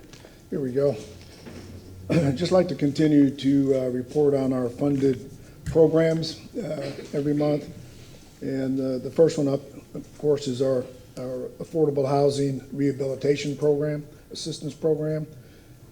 As you know, the board approved back in October funding $500,000 towards developing an affordable housing rehabilitation assistance program in conjunction with our Housing and Community Development Department. And the goal, of course, was to assist 30 individuals at a maximum of $15,000 per applicant. Currently, we have 5 applicants in the pipeline that our Housing and Community Development folks are working with now, trying to get qualified to take advantage of this program. The second one is the affordable. A reference to the affordable housing program. Gentlemen, I went twice to that program on a Saturday. And I can tell you is that the folks that are in class are very enthused about that program. They had a few more, but I guess they dropped off or what have you. I mean, it's their own choice, but my understanding from the young lady who's administering the program on Saturdays, that they may finish up earlier than expected in reference to the guidelines. So these folks here working on a fast pace, so I'm glad that these folks will be able to get some of that money at the end of the day to be a homeowner. So thank you for that program. That's working. No, it's working quite well. And the councilman's referring to the down payment assistance and home buyers education program. That particular program is funding $400,000 to assist, again, approximately 25 or 30 folks. What we're finding out that the program that was established that was going to run from December 7th through February 22nd is pretty fast-paced. And the individuals we have in the program right now, approximately 24 people that have responded to it. So we know the attention is there and people want to get educated and want to become homeowners. And to do that, you have to go through learning how to become real good, responsible homeowners. And the program is excellent. It's better than what has been done in the past, where folks have been traditionally going through a very short 8-hour program and giving someone a certificate to be a homeowner. This program is a little more in-depth than that, and it helps individuals develop the right skills to be a homeowner and to be able to stay in those homes a lot longer. So we're very happy. Yes. The other program is our residential tree trimming grant program. That we set aside $100,000 to help local residents to be able to get trees trimmed on their property where they can't actually afford the cost of it. So we're looking to grant up to a maximum of $2,500 per resident. Staff has met and started developing the program guidelines for this program that's going to be presented to our CAC and you, the CRA board, for approvals in the coming months. Mr. Johnson, when can we really expect that? People have been asking me about that for months and months now. Give me a more direct timeline. Are we a month away? Are we 2 months away? We're about a month away. We're about a month away to be able to get the formal guidelines put through, and it also has to go through our legal office to make sure that we're doing things the correct way. So that's going to be a real help to that community. That's going to be a big help. Okay. But we're going to move that as fast as we can. Another one of the direct CRA activities is the strategic action plan, which you've heard folks talking about this morning. That they'll be glad when we get the process moving. Staff, along with contract administration, has already met with the consultants that we hired, GAI Consultant Group, and they're starting to develop the scope of services agreement that will come before the CAC and the CRA board for approval. Again, hopefully very shortly we'll get that to you. Indirect, the 34th Street North from Columbus Drive to East Hillsborough Avenue project is moving along. It's a $3.7 million project that has been awarded to the David Nelson Construction Company. And the contract was approved by City Council on December 5th. And they're going through, again, negotiating with the contractor to be able to get the contract before you for approval for work to begin shortly. I guess I didn't move this along. Notable events. Massey Services Incorporation just recently relocated their administrative offices to a building at 1001 East Dr. Martin Luther King Boulevard. So their whole administrative staff has been moved there, so that's going to be their new headquarters for Massey Services. There's the new 7-Eleven gas station retail center is open at Dr. Martin Luther King and Taliaferro Avenue. That's at the entrance to Interstate 275, where property had sat there for at least 15 years that I know of. That's finally turned into something very positive. The East Tampa hosted also 2 well-attended holiday tree lighting events in the month of December. One, of course, was our 12th annual East Tampa Partnership holiday tree lighting special that we host at Young Middle School. And that's where we have students from 5 of the schools within the East Tampa community put on performances, and several of you were there at that event, and as you know, it's very well attended and very, very well done. And of course, second this year, we had Councilman Goods put together a tree lighting ceremony at the Robert Cole Community Lake right across the street from Young Middle School that was very well attended. This is not on the notables, but I did want to mention the meeting for the Fair Oaks community, which you have directed us to hold a community event meeting to gauge the community on what they would like to see with the Fair Oaks Recreation Center. And that meeting is scheduled for January 23rd at 7:30 p.m. And hopefully you folks can come out and join us in that. So that's my report for this month. Councilman Dingfelder. Okay. Questions? Thank you, Mr. Johnson. Two questions. Going back up, further up on your page. On the education program, I think it sounds great. I'm glad it's well attended. Is the entire $400,000 for the education, or is that just part of the $400,000? It's a 2-part program. Part of it is down payment assistance. Okay. So the individuals that go through the course and they're successful in completing it, they're then become eligible for the $15,000 down payment assistance they can get to go towards purchasing a home. Okay, yeah, it sounded a little high just for the education. And which do we have a vendor who's doing that course? Or are No, we it's doing it? actually being conducted in-house by our own resources through our Housing and Community Development Department. Latasha Hicks, who runs that program, is very experienced and has been certified as a certified trainer in home buyers education, and it's very well received. Cool. Yeah. So shout out to her. Thank you. And then my next question, further down on that page, as related to tree trimming, I'm excited and appreciate Councilman Good's proposing this a few months ago. It sounds like a good idea for folks who can't afford to have their own property trimmed, that maybe we can help with that. I just thought of something, though.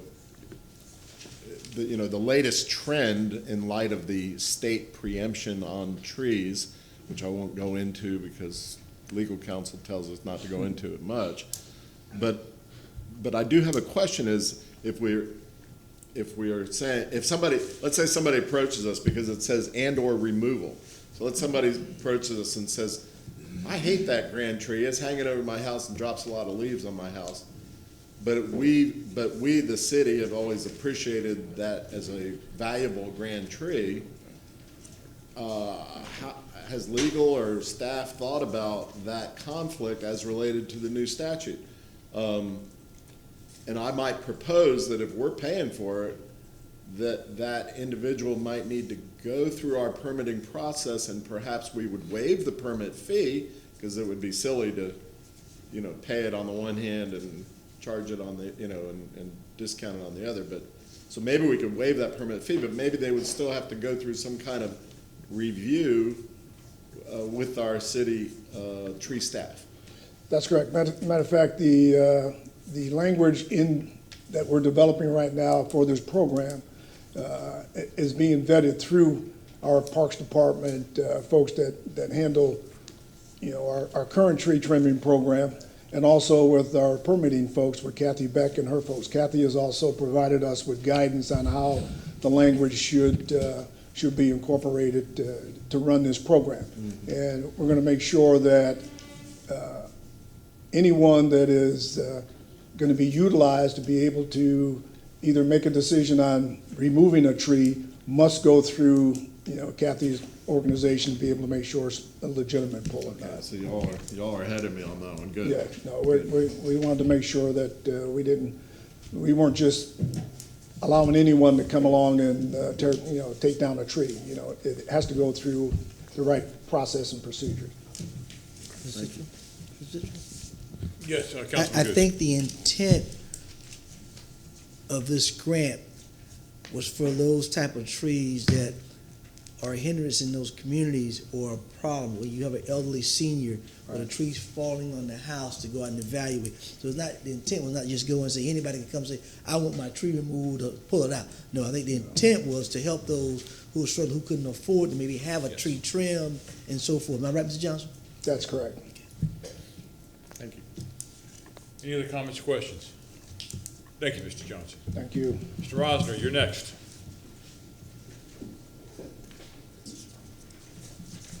Good morning, Rob Rosner, Urban Development Manager for Downtown Channel District, Tampa Heights and Central Park. Good morning. So a couple of good ideas that are coming our way is the Gasparilla activities are going to be happening downtown. The first one's going to be the Children's Parade this coming Saturday. The next one will be the following week, which is the Pirate Invasion. So if you got a chance to come out to do that, we'd love to have you there. That'll be a big event in downtown, and we're excited about that. The first direct activity that we're talking about, we want to get the PowerPoint up.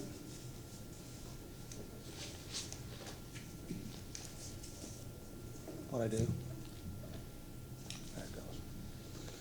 So the first one is the master infrastructure. We've got Water Street connecting. Water Street is the old Water Street, is now Water Street Tampa for Tampa. It connects from Franklin all the way up to Cumberland. So the activities that we're seeing right now is all the work that is related to that. So there's intersection work going on at Franklin and Water Street, and then we're also working towards getting the Cumberland Crossing that's going to be available in November. So there's a lot of planning work for construction on that. Moving on to the Convention Center renovations. You'll be receiving an email about the the thing that Michelle had brought up earlier about sending out RFQs, RFPs about upcoming work. So the next round of renovations that come for the convention center will be coming to you. You'll see that here probably in the next week. We're meeting with CAD later today if they are available. If not, it'll be tomorrow. To get that pulled together so we can put that out to you guys and the CACs, and then the process for getting that on the street and what else needs to happen. So that'll be coming your way. You'll see that. Moving on with the Riverwalk improvements that we had talked about with, in conjunction with the roadway work that's being done with the ALV project. That we're in the middle of the design. The design that was presented in the agreement is what we're going with. The things we're working with the Stras on is there was a connection to their plaza that they were thinking that might be less desirable because some of the logistics they have to for getting access to their pump room for the fountain. So we're working out the logistics on that, and we've been meeting with Lauren Shepard and his staff about getting those design pieces put together. And so those will wrap up the end of this month, and we'll get ready for permitting very quickly. It's a very short project, but our intention is to be in the second phase of the roadway construction, so it gets built at the same time as these other improvements so that that can be available as another route as other construction happens. So we're trying to make sure that these things work out to the public's best benefit of accessibility and having the Riverwalk available as an alternate path during construction. So with that being said, move on to the next. Madeira Tampa is moving along. If you haven't been over there, they have 2 cranes up right now, and they've done significant work on their construction of their foundations.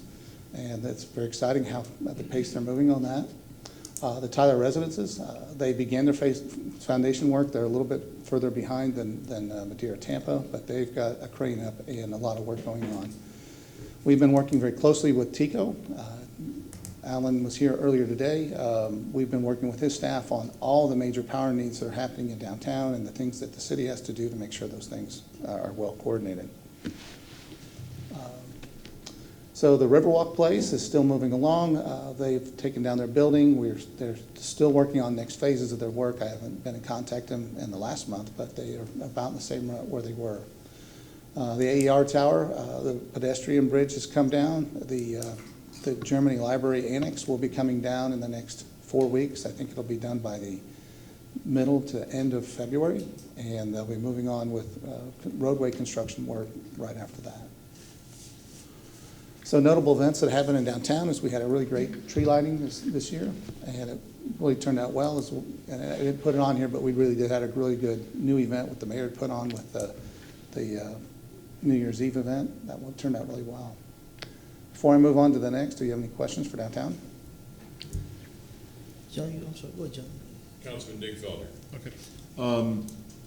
Going back a page, it says, looking for public input regarding traffic signal design, I guess in the Ward Street area or something like that.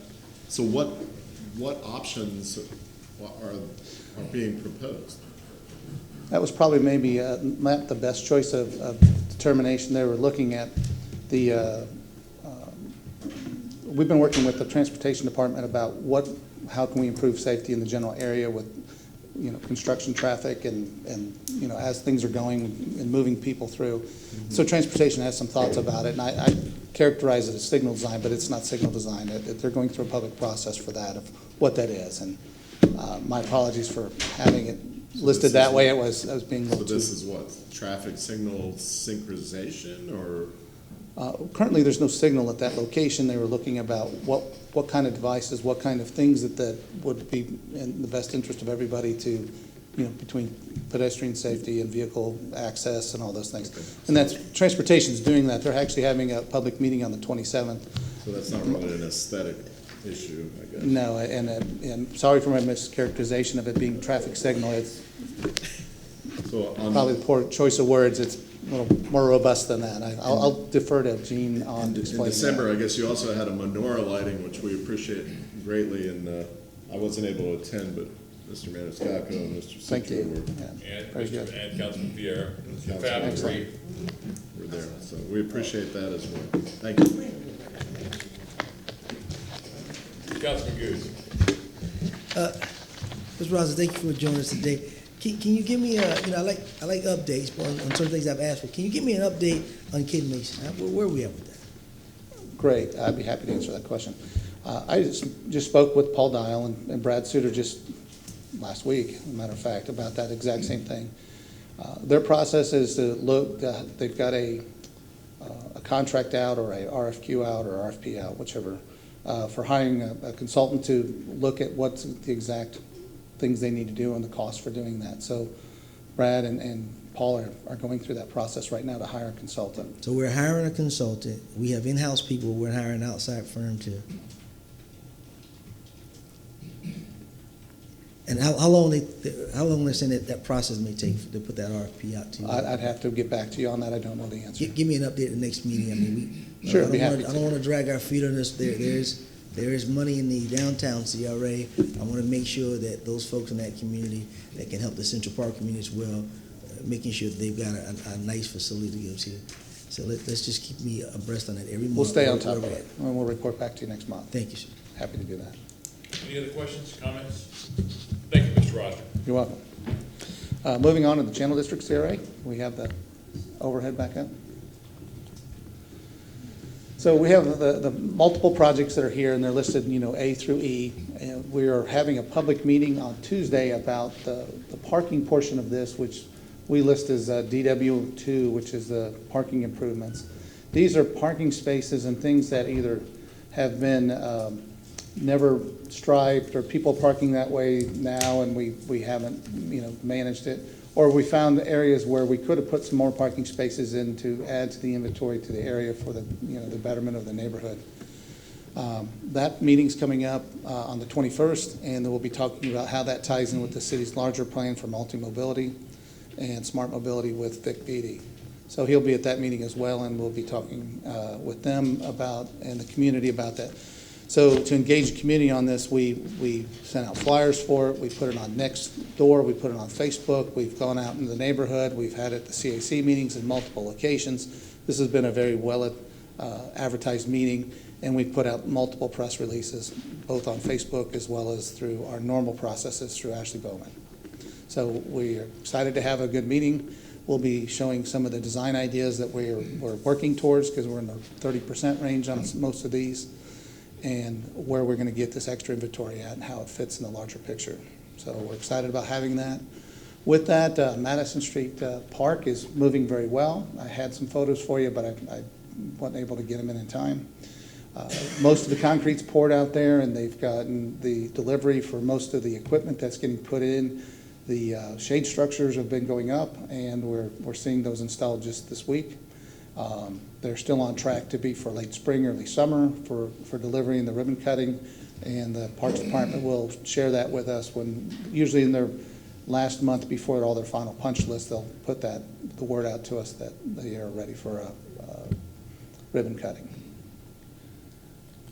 So indirect activities, the Williams Oil site, our CAC, one of our CAC members, Mr. Ken Stoltenberg, has shared with us that had been out there for redeveloping that property, and we're working with them. We'll be coming to you with a development agreement for moving some overhead utilities to work in the best interest of what we're doing on Twigs, as well as benefits their property as well. And then Meridian Avenue updates to Thea. We've met with them recently.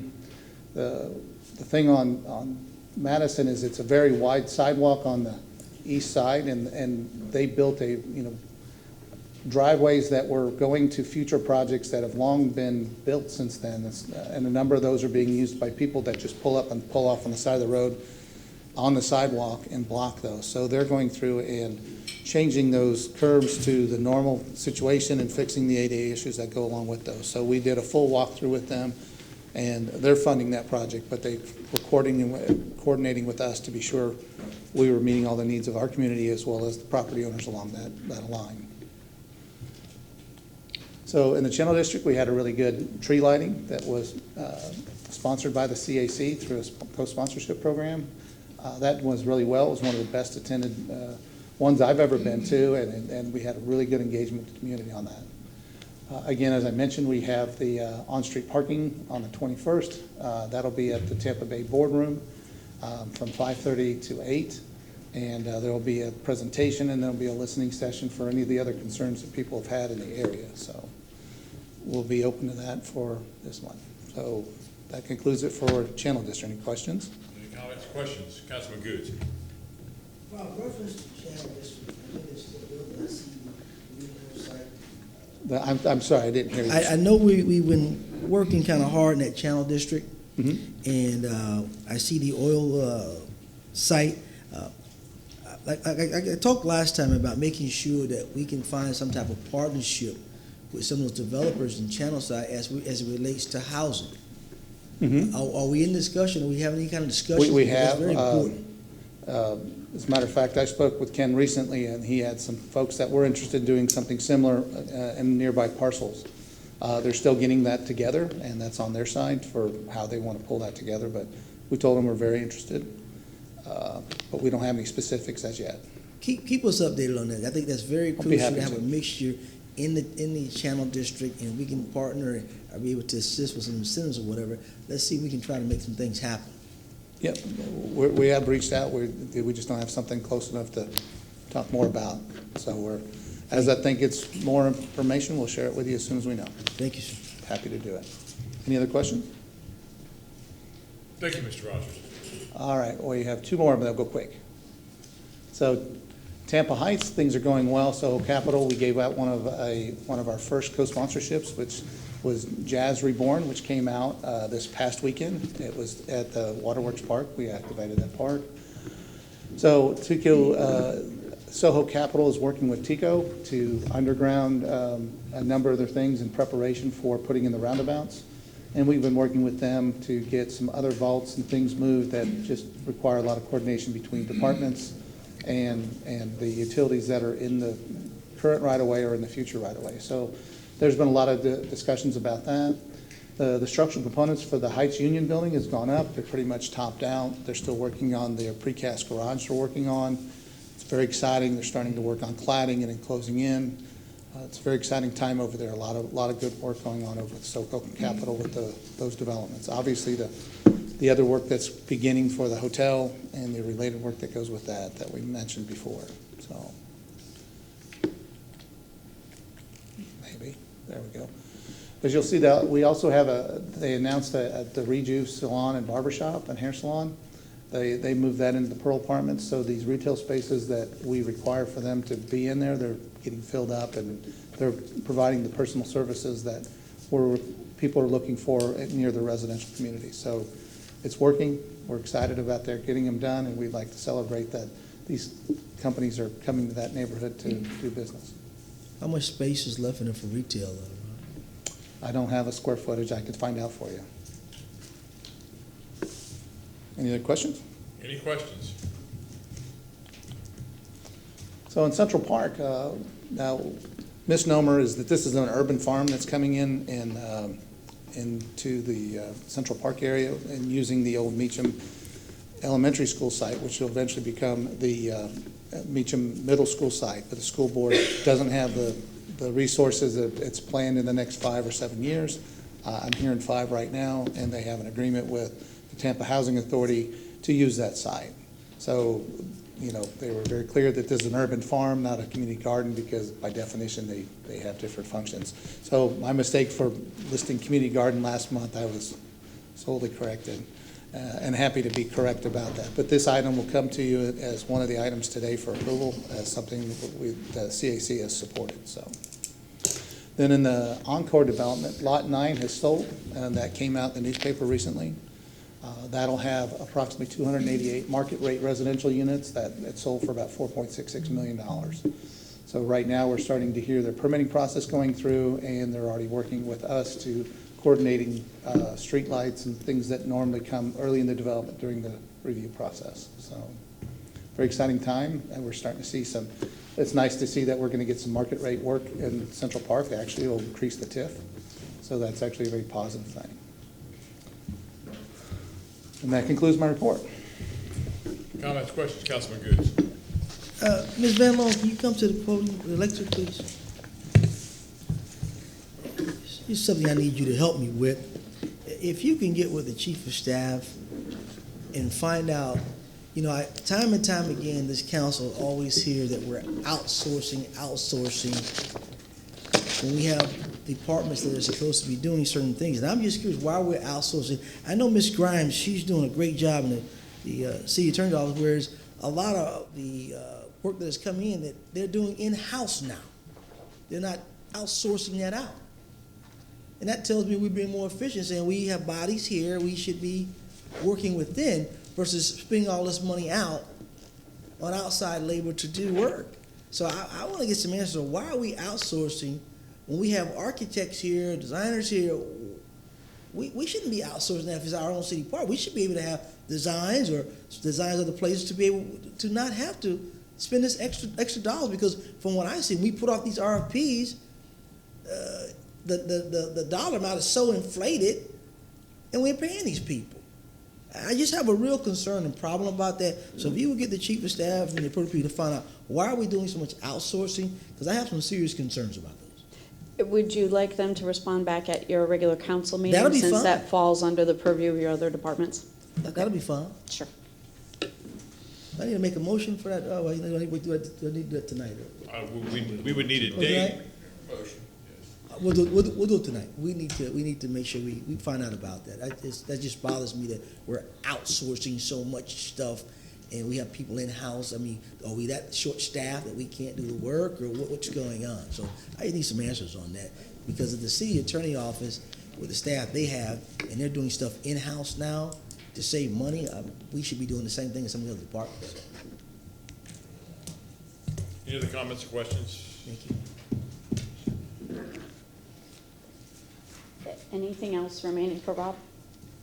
Okay, just one quick answer, since I work with contracts admin on a regular basis and Come on up to the lectern. Oh, my apologies. I work with contracts admin on a regular basis, and we do have architects there. We're too short right now. We've got ads in, and we're interviewing people now. Obviously, I'm not part of that, but since I work with a number of those folks, they are in the process of hiring that. I believe they've received a number of applicants, and they're working on picking one to hire. So there is a process for replacing some of the ones we have. But yes, we are a little short-staffed in those areas, but I'm not going to totally speak for them, but since I'm working with them directly, and those are some of the ones that we've been working on for the projects that I've been doing for downtown. So you're welcome.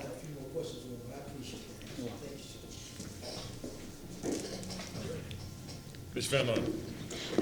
Moving on to item 4, I caught up correctly with my item numbers. Item number 4 is for the downtown CRA. We are doing our appointments to the CAC. I do want to update some of the information as we go through for each CRA on the memo we sent out.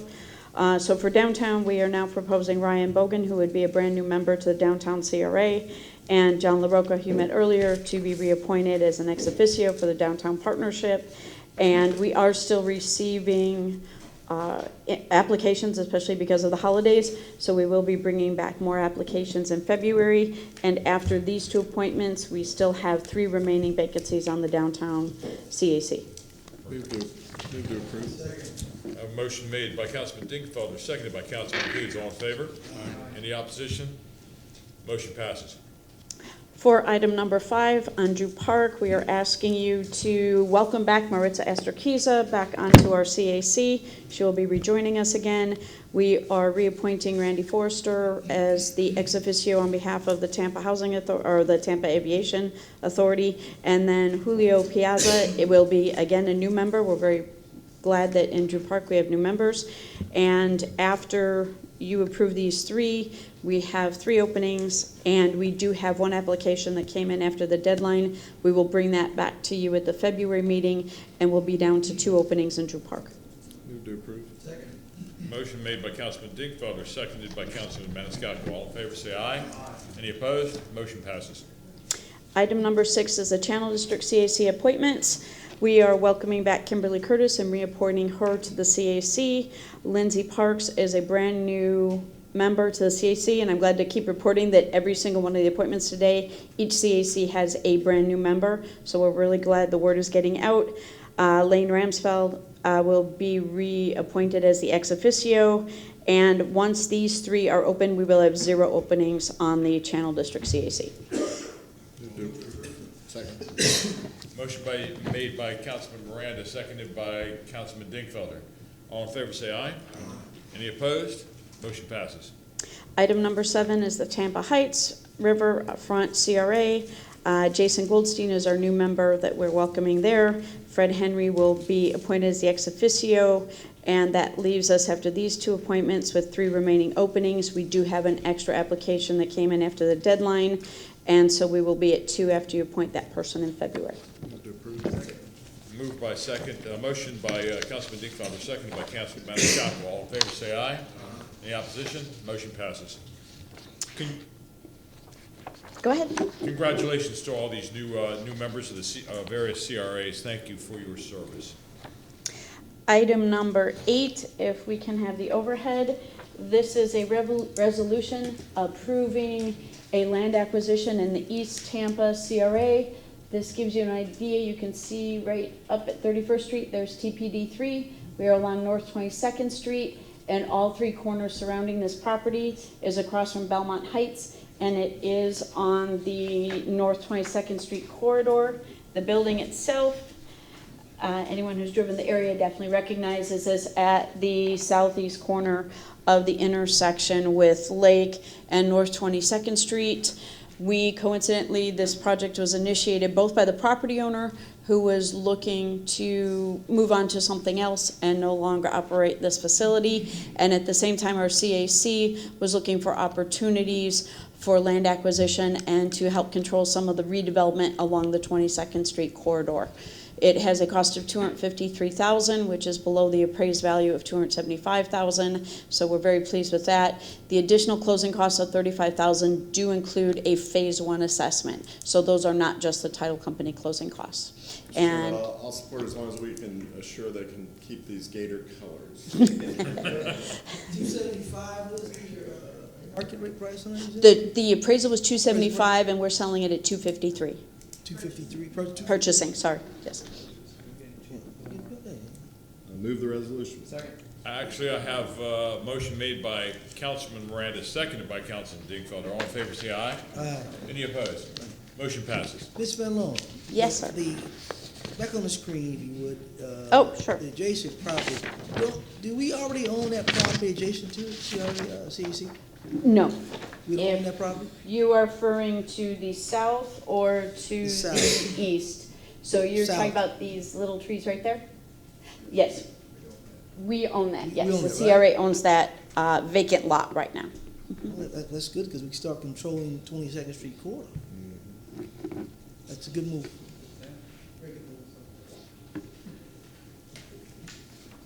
For item number 9, we have the Meacham Urban Farm. And Michelle? Yes, sir. Before you get to that, I'd like to ask the board to make a motion to let me substitute the grant agreement. Oh, yes.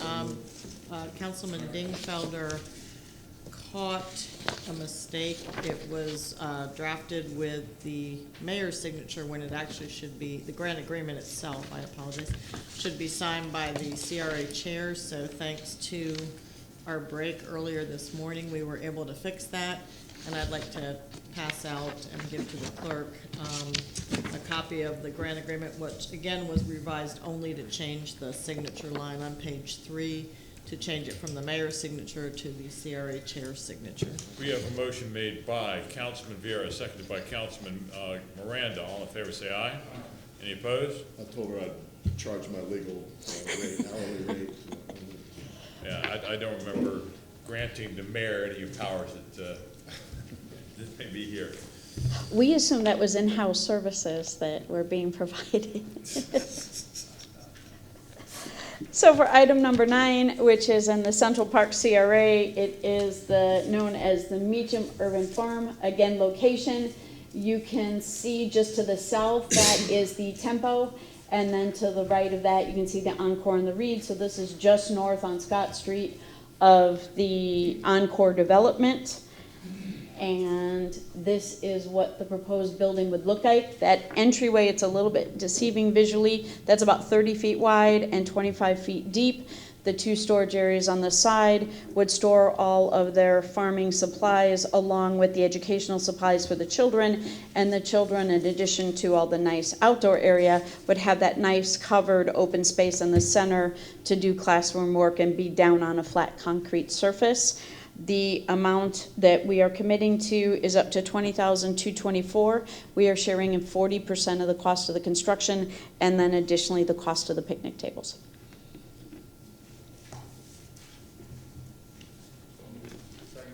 A motion made by Councilman Miranda, seconded by Councilman Maniscalco. All in favor, say aye. Any opposition? Motion passes. That is all that we as staff have. Thank you very much. Thank you, staff, for this wonderful meeting. Information reports and business. Councilman Dinkfelder. Good till tonight. Thank you, Mr. Okay. Councilman Goods. Councilman Maniscalco. Councilman Vieira. Nothing, just pardon my coughs, I'm under the weather. Councilman Miranda. I don't want to break the record, nothing. Councilman Carlson. Then I'll follow suit with the rest of you. Nothing from me today. Motion to move and receive and file. All in favor say aye. Aye. All opposed? I'm sorry, that motion was made by Councilman Maniscalco, seconded by Councilman Miranda. And we are in adjournment until 6 o'clock this evening. Thank you, everyone. You met your first metric. Michelle, you met your first metric.